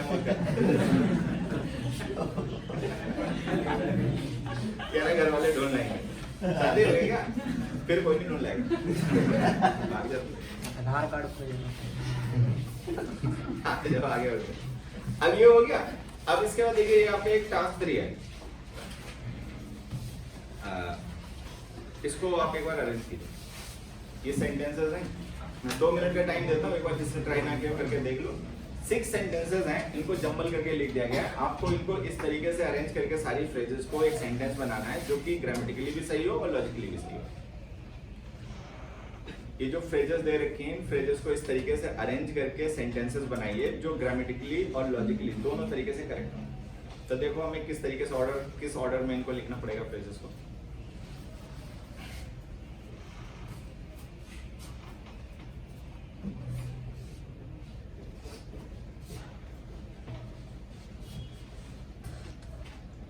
गौतम बुद्ध जी की कहानी बताता हूँ तुम लोगों को, सुनना ऐसी बात हो रही है। ये मैं बता दूंगा आंसर तुम्हें, कल जाकर ट्राई कर लेना। ये वैसे पीडीएफ आपको टेलीग्राम चैनल से भी मिल जाएगा, प्रैक्टिस करने के लिए लेना वहां से ले लेना। जीसस क्राइस्ट के बारे में अगर तुम लोगों को थोड़ी सी जानकारी हो तो उन्होंने अपने जीवन में ना कुछ मतलब ऐसी चीजें की थी जो अलौकिक थी, डिवाइन थी। जैसे किसी मरीज को ठीक कर दिया, हाथ लगाया वो ठीक हो गया, ठीक है। या कोई एक उनका दोस्त ही था, ठीक है, वो मर गया तो उसको जिंदा कर दिया। ऐसी घटनाएं उन्होंने कुछ की तो लोगों का उनमें विश्वास ज्यादा बढ़ गया, देवता देवता मानने लग गया, ऐसा कुछ हो गया। गौतम बुद्ध की लाइफ में ऐसा कुछ नहीं था, ठीक है। गौतम बुद्ध के बारे में कहा जाता है कहानी है, सच है झूठ वो खैर अलग बात है, लेकिन उससे शिक्षा मिलती है। कहानी है कि वो किसी गांव में कहीं पर वो दे रहे थे, क्या नाम, ये धर्म उपदेश वगैरह प्रवचन दे रहे थे। तो उसी गांव में कोई एक महिला रही होगी, उसका इकलौता बेटा रहा, वो मर गया, तो बहुत दुखी, ठीक है। खैर ये दुख हम सपोज भी कर सकते हैं, बेटा पहली बार तो खत्म हो जाना माँ के लिए बहुत बड़ा दुख होता है, फिर एक ही बेटा होना तो बहुत ही बड़ा दुख होता है, ठीक है। तो महिला बहुत ज्यादा ही दुखी थी। तो किसी ने उसको बता दिया कि गांव में या फिर मतलब पड़ोस में भगवान बुद्ध हैं, वो प्रवचन वगैरह देने आए हैं, तो उनसे रिक्वेस्ट करके देखो, हो सकता है तुम्हारे बेटे को जिंदा कर दें, ठीक है। डिवाइन पर्सनैलिटी थे, कर भी सकते थे। उनके बारे में कहा भी यही जाता है कि वो ऐसा कर भी लेते थे, मतलब जिंदा जिंदा उन्होंने किया किसी को नहीं, लेकिन बताते हैं जब वो अपने शिष्यों के साथ में आ जा रहे होते हैं, कहीं पे घूम रहे होते थे और उनको मतलब जरूरत पड़ती थी खाने पीने की, तो उनके चाहने भर से वहाँ पे व्यवस्था हो जाती थी, पेड़ों में फल आ जाते थे, या नहाना धोना है तो वहाँ पे झील या तालाब बन जाता था, मतलब ऐसा कहा जाता है, ठीक है। तो वो महिला जो थी ना, उसको उम्मीद जगी, पहुंच गई भगवान बुद्ध के पास जाकर, उसने कही अपनी कहानी बताई कि मेरा बेटा खत्म हो गया, ये हो गया, आप तो भगवान हो, ठीक है, और जिंदा कर दो फलाना ढिमकाना। तो उन्होंने कहा ठीक है, देखो डील करते हैं। तो उन्होंने कहा एक काम करो, बेटे को तुम्हारे जिंदा कर देंगे, लेकिन तुम्हें कुछ काली सरसों वगैरह ऐसा कुछ लाना पड़ेगा। तो गाँव जाओ और काली सरसों के कुछ दाने लेकर आओ। अच्छा, ऐसे घर से लाना जिस घर में किसकी डेथ ना हुई हो। अब अपने घर से तो तुम ला नहीं पाओगे क्योंकि तुम्हारा तो बेटा ही मर गया, तो किसी ऐसे घर से लाओ जिसमें कोई डेथ ना हुई हो। तो चली गई, उसने दिमाग नहीं लगाया कि क्या कहा गया, कंडीशन टीएनसी वाली वो अप्लाई कर दी, ठीक है। अब वो कंडीशन खतरनाक है क्योंकि ऐसा तो घर मिलना मुश्किल हो जाएगा। लेकिन इससे देखो हमें क्या सीखने को मिलता है कि जब कोई पर्सन जो होता है उसके इमोशंस उसको ओवरकम कर लेते हैं, ओवरवेल्म्ड हो जाता है, ठीक है, फिर उसका सेंस काम नहीं करता। पहले वो दुख का इमोशन उसको डोमिनेट कर रहा था, बेटे के दुख में वो बहुत दुखी थी, तो वो इमोशन उसको सोचने समझने कुछ नहीं दे रहा था, सेंस खत्म कर दिया था। अब क्या है, किसी ने कह दिया कि बेटा जिंदा हो जाएगा, तो वो एक अंदर से उम्मीद जग गई, वो जो इमोशन ऑफ होप जग गया, ठीक है, या खुशी भी कह सकते हैं। तो अब वो उसको सोचने समझने नहीं दे रहा कि सच्चाई क्या है। तो emotional persons are rarely rational. Emotional लोग जो होते हैं ना बहुत कम ही रैशनल होते हैं, तार्किक कम होते हैं, उनको लोग ठगते बहुत हैं, वो बेवकूफ बनते रहते हैं क्योंकि वो इमोशनल होते हैं, ठीक है, वो ज्यादा गुणाभाग नहीं कर पाते। और जो ज्यादा गुणाभाग कर लेगा वो इमोशन बहुत कम होगा, ठीक है, क्योंकि गुणाभाग कर लिया तो इमोशन कहाँ रह गए। इमोशन वो है जो बह जाए भावनाओं में, जो गुणाभाग कर ही ना पाए उसका सेंस बंद हो जाए। तो उस महिला के साथ यही हुआ, पहले बेटे के मौत के गम में दुखी थी बहुत ज्यादा, तो वो इमोशन उसको डोमिनेट कर रहा था। फिर अचानक से किसी ने कह दिया बेटा जिंदा हो जाएगा, तो अचानक से अंदर से जो थोड़ी सी खुशी हुई होगी, जो उम्मीद जगी होगी, उसने मतलब उसका सेंस खत्म कर दिया, तो चली गई। अब हर एक घर में जाए और जाके कहे कि भाई हमें तो थोड़े काले सरसों के दाने दे दो, मेरा बेटा जिंदा हो जाएगा। कोई दुश्मन भी रहेगा, ठीक है, तब भी मना नहीं करेगा, ठीक है। और तो कोई भी पर्सन रहे तुरंत तैयार हो जाता था कि अरे भाई ऐसी क्या बात हुई, आप थोड़े दाने के बजाय पूरी बोरी उठा ले जाओ, ठीक है। लेकिन तब वो अपनी कंडीशन बता देती, वो ये कह देती कि तुम्हारे घर में किसी की डेथ वेथ तो नहीं हुई कभी। तो अब जब कहती तो वो आदमी वो तुरंत ही कहता कि भाई हमारे तो चाची मर गई, चाचा मर गए, ठीक है, पापा मर गए, मम्मी मर गई, भाई मर गया, दोस्त मर गया, नाटकबाजी सबके घर में होती रहती है। उसने गांव के बहुत से घर इस तरीके से घूम लिए, एक भी घर उसको नहीं मिला। तो उसको बात समझ में आ गई, उसको बात समझ में आ गई कि ये कोई अनोखी कहानी मेरे साथ नहीं घटी, तो ये सब इस बीमारी से पीड़ित है, ये दुर्घटना सबके साथ हो चुकी है, ठीक है, और सब इस दुर्घटना के शिकार हैं। और या इस गांव में छोड़ो, इस राज्य में, इस देश में, इस विश्व में कोई ऐसा नहीं है जिसके साथ ये दुर्घटना ना हुई हो। ये दुर्घटना की सच्चाई है। अब इसको सच्चाई मान के एक्सेप्ट कर लो तो जिंदगी जी लोगे चैन से, और नहीं तो रोग, इससे कोई फर्क नहीं पड़ेगा, क्योंकि ये एक अल्टीमेट ट्रुथ है जो सबके साथ हुआ है। आगे ज्ञान उसको गई जाके, फिर बस आपने तो जीवन ही सुधार दिया मेरा, ठीक है, दीक्षा ले ली, वो भी अपना साधु सन्यासी जो बनना था उनकी। तो ये थी भगवान बुद्ध की अप्रोच, वो थी जीसस की अप्रोच। ये अप्रोच मच बेटर है, मतलब मैं कंपैरिजन भलाई बुराई के लिए नहीं कर रहा, बट ये ज्यादा इफेक्टिव है कि आदमी को ये ज्ञान मिल जाए तो ज्यादा अच्छा बजाय कि वो जिंदा हो जाए, जिंदा हो गया फिर मरेगा कभी ना कभी, ठीक है, तो मरना तो उसको है ही, लेकिन वो अज्ञानी होकर मर गया, ऐसे ये ज्ञानी होकर जी गए। तो ये भगवान बुद्ध की अप्रोच थी। एक और भी घटना उनको लेकर कि कहीं एक प्रवचन दे रहे थे, मतलब ये मत सोचना कि मैं बुद्धिज्म को ऐसा कुछ कर रहा हूँ, ठीक है, ये नाटकबाजी ऐसा कुछ नहीं है, ठीक है। बहुत सा बच्चा होता है ना, कहीं होता है तो दूसरे एंगल से सोचना शुरू कर देता है। तो मैं बता दूं, आई एम प्राउड हिंदू, ठीक है, हाँ प्राउड हिंदू हूँ, ठीक है, अंकुर सिंह भदौरिया, ठीक है। दूसरों को, किसी को मैं खराब भी नहीं समझता, ठीक है, जो अपनी इज्जत करता है वो दूसरों की भी करता है, जो अपनी इज्जत नहीं करता वो दूसरों की नहीं करता। जनरली तुम देखो जो लोग दूसरों के धर्म, दूसरों की जातियों पे कमेंट करते हैं ना, अनशन, वो एक्चुअल में अपने को डैमेज कर रहे होते हैं, वो अपने धर्म की बदनामी की वजह बन रहे होते हैं, अपने मतलब उसके बदनामी की वजह बन रहे होते हैं, ठीक है। तो अगर आप खुद को रेस्पेक्ट करते हो तो दूसरों को ऑटोमेटिकली करोगे ही करोगे, और जो अगर दूसरों को नहीं करते हो तो तुम करते अपने को भी नहीं, क्योंकि तुम्हें अपनी भी बेइज्जती का डर नहीं है, तुम करते बेइज्जती अपनी भी साथ में। तो मतलब अप्रोच ये कि जो दूसरों की इज्जत करता है वो अपनी करते करता है, या यूं कह लो कि जो अपनी इज्जत करता है वही दूसरों की कर पाता है, जो अपनी नहीं करता वो करता दूसरों की भी नहीं है, वो डेफिनेटली दूसरों की नहीं करता होगा। और जो अपनी इज्जत करता है वो दूसरों की जरूरी करेगा, उसके लिए कोई तरकीब ही नहीं है कि वो दूसरों की इज्जत ना करे, खुद की करे। तो ऐसा कुछ नहीं है। और मैं धर्म में जैसे बहुत से लोग होते हैं धर्म बदल लेते हैं, ये बन गए वो बन गए, मैं उसमें बिलीव भी नहीं करता, क्योंकि कोई अच्छा बुरा है ही नहीं, जो नेचर ने तुम्हें दिया ना बस वही अच्छा है, उसको हिसाब से चलते रहो। ऐसा सोचो कि तुम दूसरी जगह चले जाओगे तुम्हारे सींग निकलेंगे, ऐसा कुछ नहीं है। या तुम दूसरे धर्म में चले जाओगे तो तुम्हारा रंग गोरा हो जाएगा, ठीक है, ऐसा भी कुछ नहीं, रहोगे माइकल जैक्सन, ठीक है, प्लास्टिक की सर्जरी करवा लो तो कुछ भी करवा लो। तो ये सब चोंचले हैं देश दुनिया के, ऐसा कुछ नहीं है। लेकिन मैं प्रभावित हूँ, मतलब जीवन में कुछ लोगों से जिनसे मैं ज्यादा प्रभावित हूँ शिक्षाओं से, उसमें एक भगवान बुद्ध है, एक मदर टेरेसा है, ठीक है, एक मेरे मामा जी हैं, ठीक है, एक दो और भी हैं। तो वो कहीं पे प्रवचन दे रहे थे, तो प्रवचन दे रहे थे, वहां पर सारे लोग ध्यान से उनको सुन रहे थे, ठीक है। तो एक जो आदमी था ना वो थोड़ा सा ध्यान से नहीं था, वो अनसन था, मतलब इधर उधर घूम रहा था, इधर उधर देख रहा था, उठ रहा था, बैठ रहा था, पैर फैला रहा था, टांग फैला रहा था, चैन से बैठा नहीं जा रहा था। तो भगवान बुद्ध अपना उपदेश दे रहे थे, बाकी जो उनके मैनेजर्स थे वो सब नोटिस कर रहे थे कौन कैसे बैठा, तो वो काफी देर से उस पर्सन को नोटिस कर रहे थे कि इसको चैन नहीं है, बेचैन आत्मा लग रहा था। तो जब थोड़ा सा उन्होंने पॉज वगैरह दिया अपने प्रवचन में, उपदेश में, थोड़े समय रेस्ट के लिए रुके, तो उनके जो मैनेजर्स थे वो पकड़ ले गए उसको, आदमी को, भगवान बुद्ध के पास। उन्होंने कहा कि ये जो आदमी है ना ये दुष्ट आत्मा लग रहा है प्रभु, ठीक है, इससे चैन से बैठा नहीं जा रहा है, ठीक है, आप इतने ज्ञान की धर्म उपदेश दे रहे हो और ये से तो कभी लेट जा रहा है, कभी बैठ जा रहा है, कभी इधर देख रहा है, कभी उधर देख रहा है, किसको स्पेशल ट्रीटमेंट की जरूरत है।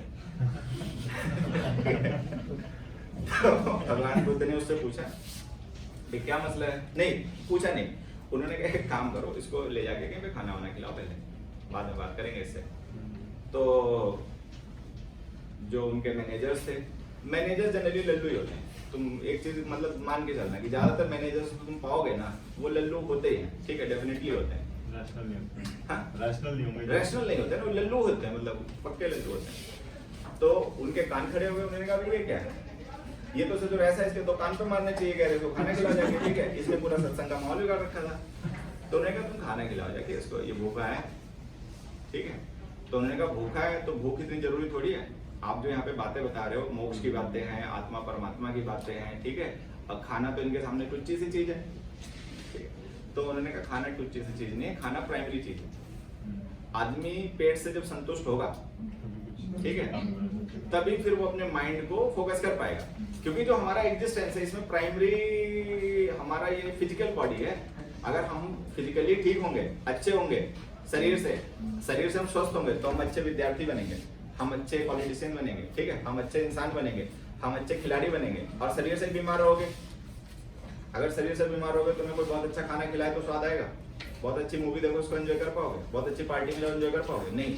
तो हमारा जो एग्जिस्टेंस है उसके लिए पहले हमें फिजिकली फिट रहना बहुत जरूरी है। खेल कूद की जो आदत बच्चों को स्कूल कॉलेज में डलवाई जाती है उसके पीछे लॉजिक यही है, ठीक है। अब वो देखो स्टीफन हॉकिंग, है ना, क्या ब्राइट माइंड, मतलब आइंस्टाइन के बाद में कोई दूसरा या मतलब कह लो इतना मतलब ब्राइट माइंड हुआ, ठीक है, लेकिन एंजॉय नहीं कर पाया लाइफ को, ठीक। तो हमें फिजिकल एक्टिविटीज में इन्वॉल्व होना चाहिए, खेल कूद करना चाहिए, थोड़ा सा अपने को योगा जैसे कर सकते हो तो वो करना चाहिए। फिजिकली फिट रहना पहली जरूरत है। अगर आप फिजिकली फिट रहोगे तभी फिर आप बाकी चीजों को अचीव कर पाओगे। और पता चले शरीर से बीमार पड़े तो क्या अच्छे लेखक बनोगे, क्या अच्छे एक्टर बनोगे, क्या अच्छे खिलाड़ी बनोगे, क्या अच्छे कुछ नहीं बन पाओगे, स्ट्रगल करते रहोगे लाइफ में। तो उन्होंने कहा ये भूखा है, इसको ये ज्ञान विज्ञान सब समझ में तब आएगा जब पहले ये चैन से बैठ पाए, और चैन से बैठ तब पाएगा जब इसका शरीर संतुष्ट होगा। इसको भूख लगी है, तुम इसको आत्मा परमात्मा समझा रहे हो तो इसको नहीं समझ में आएगा अभी। तो ये थी भगवान बुद्ध की अप्रोच, मतलब प्रैक्टिकली डील करते थे बड़े सही तरीके से चीजों को। और नहीं तो और होता कान पे मारता, कहता अबे हम यहाँ पे ज्ञान बता रहे तो यहाँ पे भूख के मारे चिल्ला रहा है, ठीक है। ये उनकी कहानी थी। चल अब आ जाइए सेंटेंसेस देखते। After of mixed fruit and pine, arrow made with tree bark was on my way to Goa, having a bowl, myself a bow and dash. ठीक है। अब अगर तुम्हें समझ में आ गया, तुमने बना लिया, अच्छी बात है। नहीं तो देखो मैं यहाँ पे आंसर लिखता हूँ, कोई कंफ्यूजन है तो अपना पूछ लेना। After having a bowl of mixed mixed fruit and by myself a bow and भी है क्या? Yes, sir. अच्छा buying and buying myself a bow myself and arrow a bow and arrow with tree bark made of made with tree bark अच्छा made with tree bark Made of और made with क्या? अरे बता tree bark comma I was on my way to Goa. नहीं I was on my way to Goa. अच्छा ये हो गया पूरा यहाँ पर, ठीक है। ये पूरी एक ही फ्रेज है, ध्यान से देखना, ठीक है। Clause. हाँ नहीं क्लॉज नहीं बच्चे, ये फ्रेज है, इसमें कोई मेन वर्ब नहीं है, ना ये बाइंग मेन वर्ब है ना ये हैविंग मेन वर्ब है। देखो मैं ऐसे समझाता हूँ, ये जो हैविंग है और ये बाइंग है जो हमने एंड से जोड़ रखे हैं, ठीक, ये दोनों इस आफ्टर प्रीपोजिशन का ऑब्जेक्ट्स हैं। ये आफ्टर कंजंक्शन नहीं है, क्योंकि अगर ये कंजंक्शन होता है तो इसका सब्जेक्ट और मेन वर्ब आते हैं, ठीक है। ना तो कोई सब्जेक्ट लिखा है और ना ये मेन वर्ब है। ये जो हैविंग और बाइंग है ये दोनों ही जेरेंट्स हैं जो इस आफ्टर प्रीपोजिशन का ऑब्जेक्ट है। तो ये पूरी एक प्रीपोजिशनल फ्रेज है। इस प्रीपोजिशनल फ्रेज में जो आफ्टर प्रीपोजिशन है ना उसके दो ऑब्जेक्ट हैं, एक है having a bowl of mixed fruit और दूसरा है buying myself a bow and arrow made with tree bark, ठीक है। तो एक फ्रेज है, प्रीपोजिशनल फ्रेज है, थोड़ी बड़ी हो गई वो अलग मसला है। अच्छा फिर इसके बाद में क्या है? I was on my way to Goa. ये है हमारा main statement. I was on my way to Goa, ये मेन स्टेटमेंट है। और वो जो पूरा लिखा हुआ है इसके अलावा वो एक प्रीपोजिशनल फ्रेज है, ठीक है, जो किसको रेफर कर रही है? एडवर्ब ऑफ टाइम को, ठीक है। I was on my way to Goa when after doing these things, ये सारे कामों को करने का। तो ये सिंपल सेंटेंस है। सर उसको मेन क्लॉज बोल बेटा मेन क्लॉज होती है कंपाउंड कॉम्प्लेक्स सेंटेंस में, ये सिंगल क्लॉज सेंटेंस है, ठीक है। सेकंड में आ जाओ। The sun was सेकंड में लिखा back to my guest house the sun was lunch but that didn't mean setting after such a late that I wanted to go. अब देखिए The sun was setting. The sun was setting after such a late lunch, comma, but that didn't mean that didn't mean That I want that I was to go to that I wanted to go to that I wanted to go to go back to my I go back to my guest house. Go this way. Go back, अच्छा, go back to my guest house. इसका कोई meaning बताइए बच्चा। ये sentence तो बन गया हमारा, ठीक है। आंसर यही है जो हमने लिखा है। लेकिन हमको बच्चा ये बताया कि अगर ये सेंटेंस कहीं पर तुम पढ़ो तो उसको पढ़ने का क्या समझोगे, मतलब क्या सिचुएशन डिस्क्राइब की जा रही होगी। सर कहीं घूमने गए हैं वो। घूमने गए। After the sun was setting after such a late lunch, but that it means that I wanted to go back to my guest house. रात हो गई है, इसका मतलब ये नहीं कि मैं वापस उन्हीं के घर चले जाऊं। रात तो नहीं। वो अपने घर ही जाएगा। ये बच्चा जो लेट आया था, इसका मीनिंग बता रहा ये कहीं पे लिखा हो तो उसको पढ़ के क्या समझेगा, कहने वाला क्या कहना चाह रहा है। मुंह बंद करो।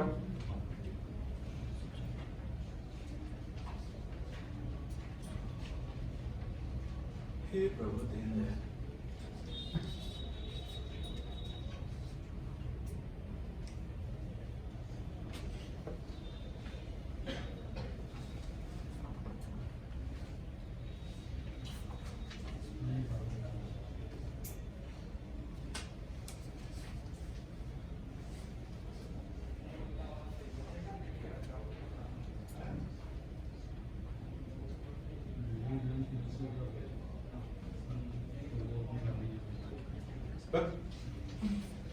क्या बोला ये, पहली बार तो सुनाई नहीं पड़ा, लेकिन मैं कंफर्म हूँ कि जो भी बोला होगा गलत होगा।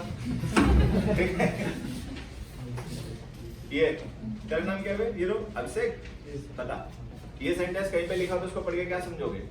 मान लो कोई तुमसे ये बात कहे तो तुम क्या समझोगे उसने क्या बता दिया।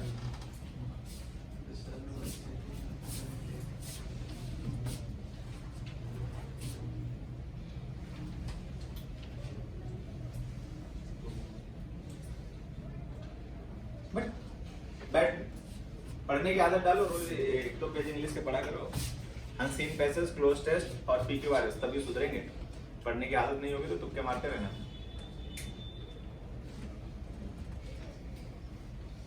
सर ये कह रहा कि लंच थोड़ा लेट हो गया और कोई बात नहीं, तू लात खाएगा पक्की, समझा। हाँ क्या कह रही है, ये कह रहा है लंच लेट हो गया, चलो भाई कोई बात नहीं।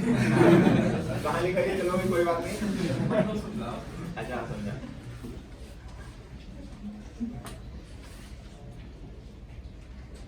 अब समझा, मतलब इतना ही समझाएगा। ये टिकटॉक के वीडियो बनाने वाला है, इसकी एक्टिंग से मैं जान गया पक्का टिकटॉकर है भाई। फोन चेक करवा इधर टिकटॉक तो बैन हो गया, रील बना। हाँ बनो बैन हो गया, चालू तो हो गया था दोबारा। रील बना। इंस्टाग्राम पे रील्स बनाते हैं। इंस्टाग्राम पे रील्स बनाता है। इसका मतलब ये है कि the sun was setting after such a late lunch, कि मतलब जो सनसेट हो रहा था, जैसे लोग घूमने फिरने नहीं जाते हैं तो जैसे कुछ स्पेसिफिक टाइम्स होते हैं जब वो किसी जगह को देखना ज्यादा अच्छा लगता है, जैसे सनराइज का टाइम है या सनसेट का टाइम है, ठीक है, तो उस समय सीनरी अच्छी होती है। जैसे लोग घूमने घामने पहाड़ वगैरह पे या जो समुद्र के किनारे जाते हैं तो वो सनसेट का टाइम है, सेल्फी एल्फी खींचने का टाइम वही होता है, उस समय अच्छी सेल्फी आती है जब बैकड्रॉप में सनसेट हो या सनराइज हो रहा हो, ठीक है। तो ये बता रहा है कि सनसेट हो रहा था, लेकिन कब, after such a late lunch, इतना लंच लेट होने के बाद। तो लंच किसने किया होगा, सन ने, तो ऑब्वियस बात है नहीं किया होगा, लंच इन्होंने किया, तो इनका लंच हो गया किसी वजह से लेट। तो अब ये बता रहे हैं कि जो सनसेट हो रहा था वो इतने ज्यादा लेट हुए लंच के बाद हो रहा था, ठीक है। तो अब सनसेट होगा तो किसी जगह को घूमने का एक अलग ही एंजॉयमेंट है सनसेट के टाइम, ठीक है, या सेल्फी वेल्फी खींचने का। लेकिन अब ये कह रहा है, लेकिन इसका मतलब ये नहीं कि मैं वापस जाऊंगा अपने वहाँ, ठीक है, अब मैं बैठूंगा यहीं। तो इसका मतलब ये हो गया the sun was setting after such a late lunch, मतलब ये इसका लंच वगैरह लेट हो गया होगा और फिर वो जो इतना अच्छा जो एक मौका होता है दिन का, ठीक है, साइट सीइंग के लिए जो लोग जाते हैं सनसेट का, वो लेट लंच के बाद में इसको मिल रहा है। लेकिन कह रहा है इसका मतलब ये नहीं कि मैं जाऊंगा, अब मैं यहीं बैठूंगा। अगला देखो, not tire myself out, falls were kind to me, but on the last day I wanted to relax and with activities the mountains end. अब ये सारे जो फ्रेजेस हैं इनको अगर हम रीऑर्डर करें एक मीनिंगफुल लॉजिकल सेंटेंस बनाने के लिए, तो देखो कैसे बनेगा। The mountains and falls were kind to me, on the last day. but on the last day. The mountains And falls. and falls, falls का मतलब क्या मान रहे हो, झरने, ठीक है। The mountain and falls Were kind to me. me, were kind to me का मतलब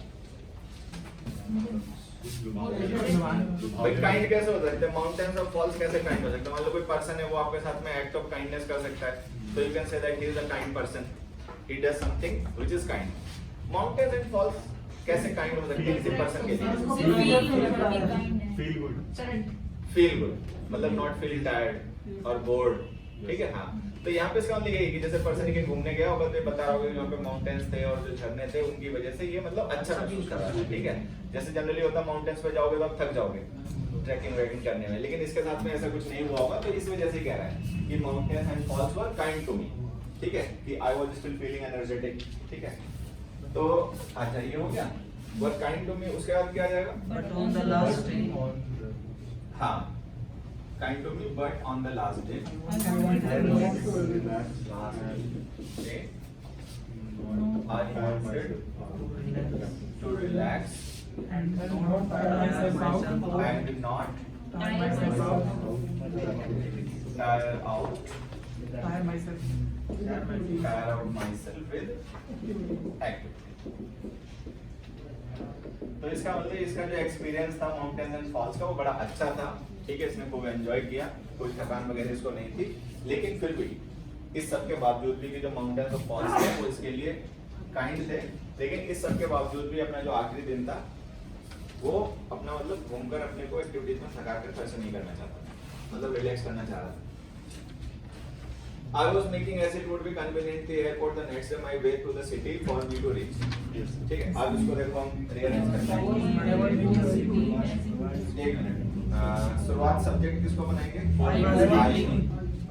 I was making My way to the city. my way to the city As it would be as it would be convenient convenient for me to reach the airport next. convenient for me to reach the airport The next day. to reach the airport the next day।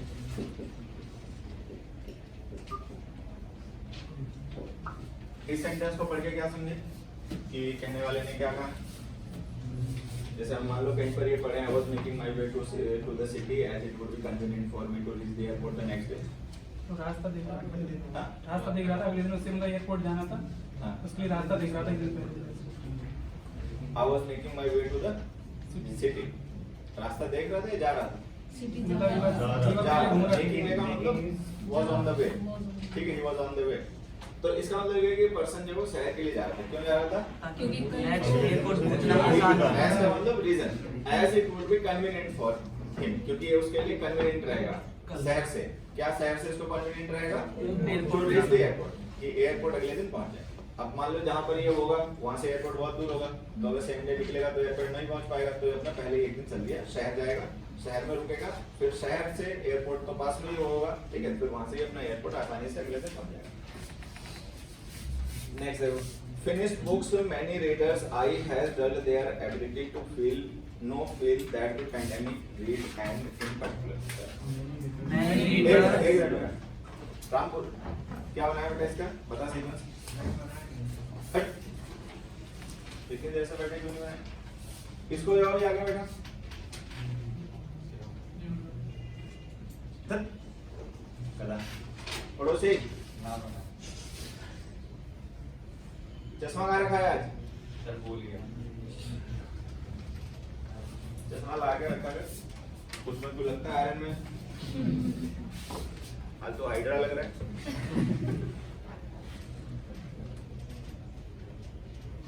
Mathura तू बता बेटा। Many readers subject बनाया, many readers को।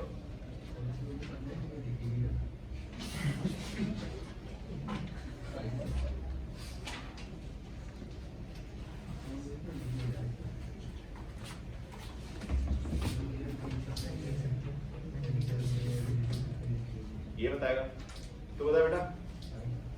अब तो regular class क्यों miss कर रहे हैं? हाँ?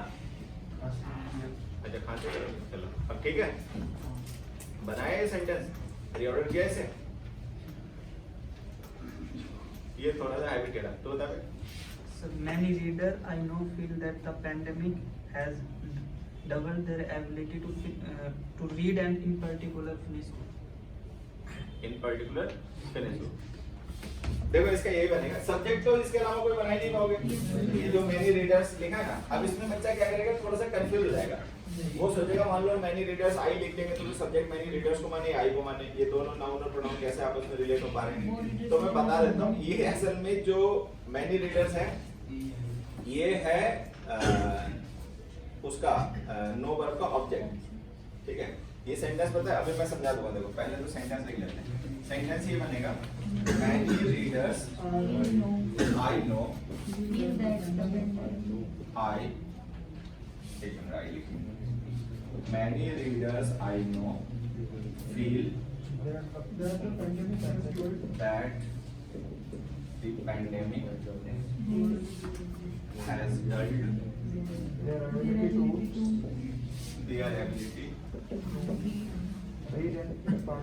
to read and in particular finish books.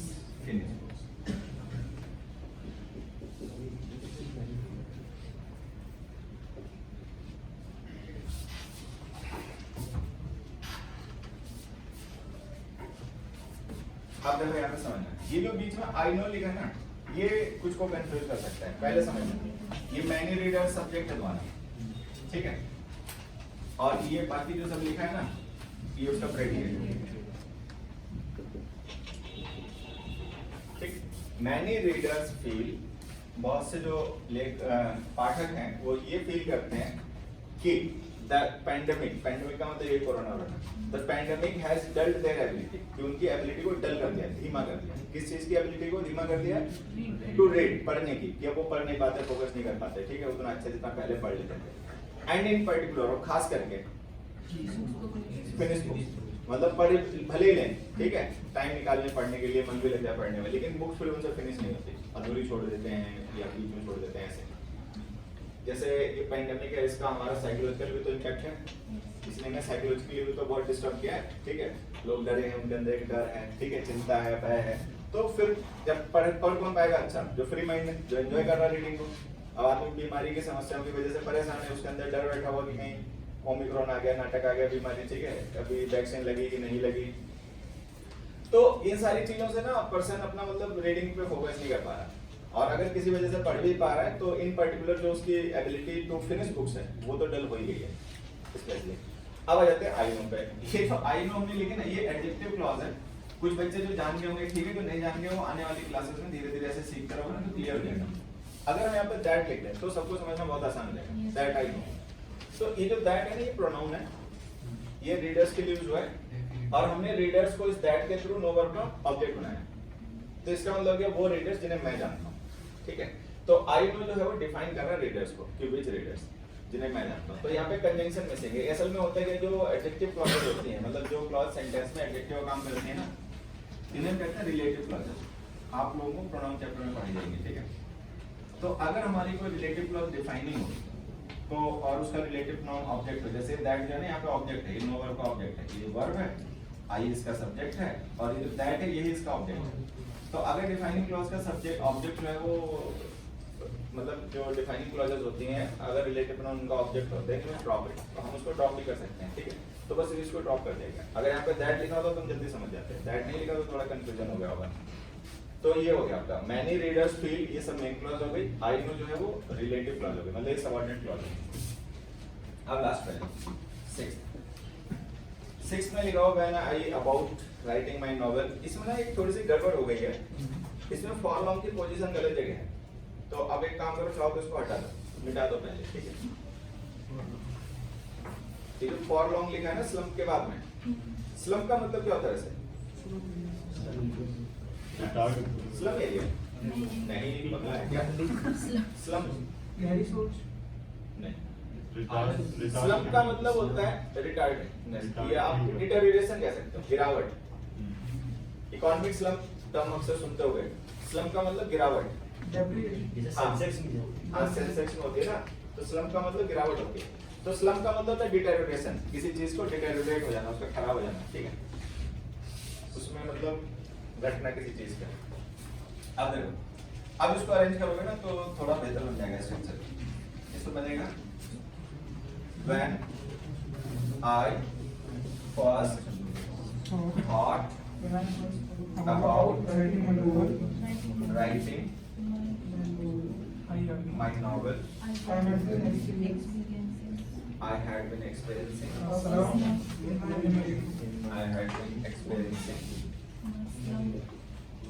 a slum for long तो हटाई थी हमने इन माई रीडिंग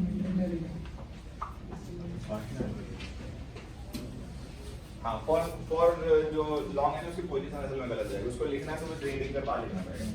तो इसको ऐसे लिखो, when I first thought about writing my novel, कि जब मैंने पहली बार अपनी नॉवेल लिखने के बारे में सोचा, ठीक है, उस समय क्या था, I had been experiencing a slump in my reading.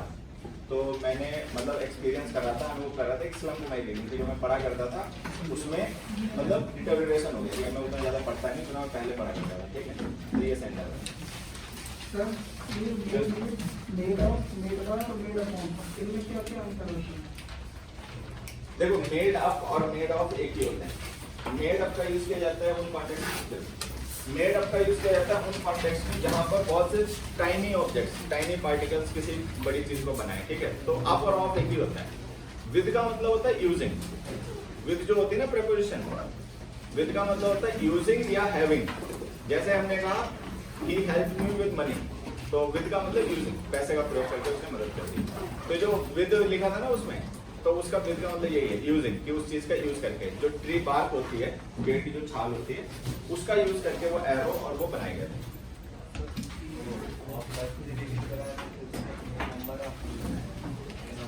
Passage reading में नंबर ऑफ आया, ठीक है, number of the number of का यूज होता है क्या? जो सही कर तुमने बता दिया, मैं तो पता ही नहीं।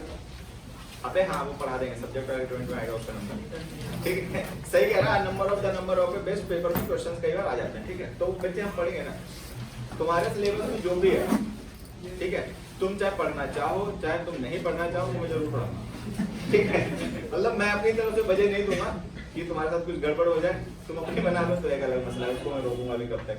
तो वो सब पढ़ेंगे वैसे, सारा सिलेबस जो भी चीजें, ये रीडिंग पैसेज तुम्हें हेल्प करेंगे, धीरे धीरे तुम लोग जानोगे। जो क्लास में पढ़ाया जाता है ना, वही अगर हम पैसेज में डिस्कस करें तो फिर वो और बेहतर हो जाता है, कंसोलिडेट हो जाता है और क्लियर हो जाता है, और हमारी मेमोरी में लॉन्ग टाइम तक रुका रहता है, जिससे कि हम एग्जाम में उसका फायदा उठा पाते हैं। नहीं तो हम सटासट पढ़ते तो बहुत रहते हैं, पेपर वाले दिन कोई ब्लैंक हो जाते हैं। तो अगर इस तरीके से प्रैक्टिस करते रहोगे तो ब्लैंक नहीं हो जाओगे, रिफ्रेश रहेगी, जो भी पढ़ा होगा ना वो सब फ्रेश रहेगा मेमोरी में एकदम से, ठीक है। तो आज के लिए बस इतना ही रखते हैं, इसको बच्चे बंद कर दें वीडियो।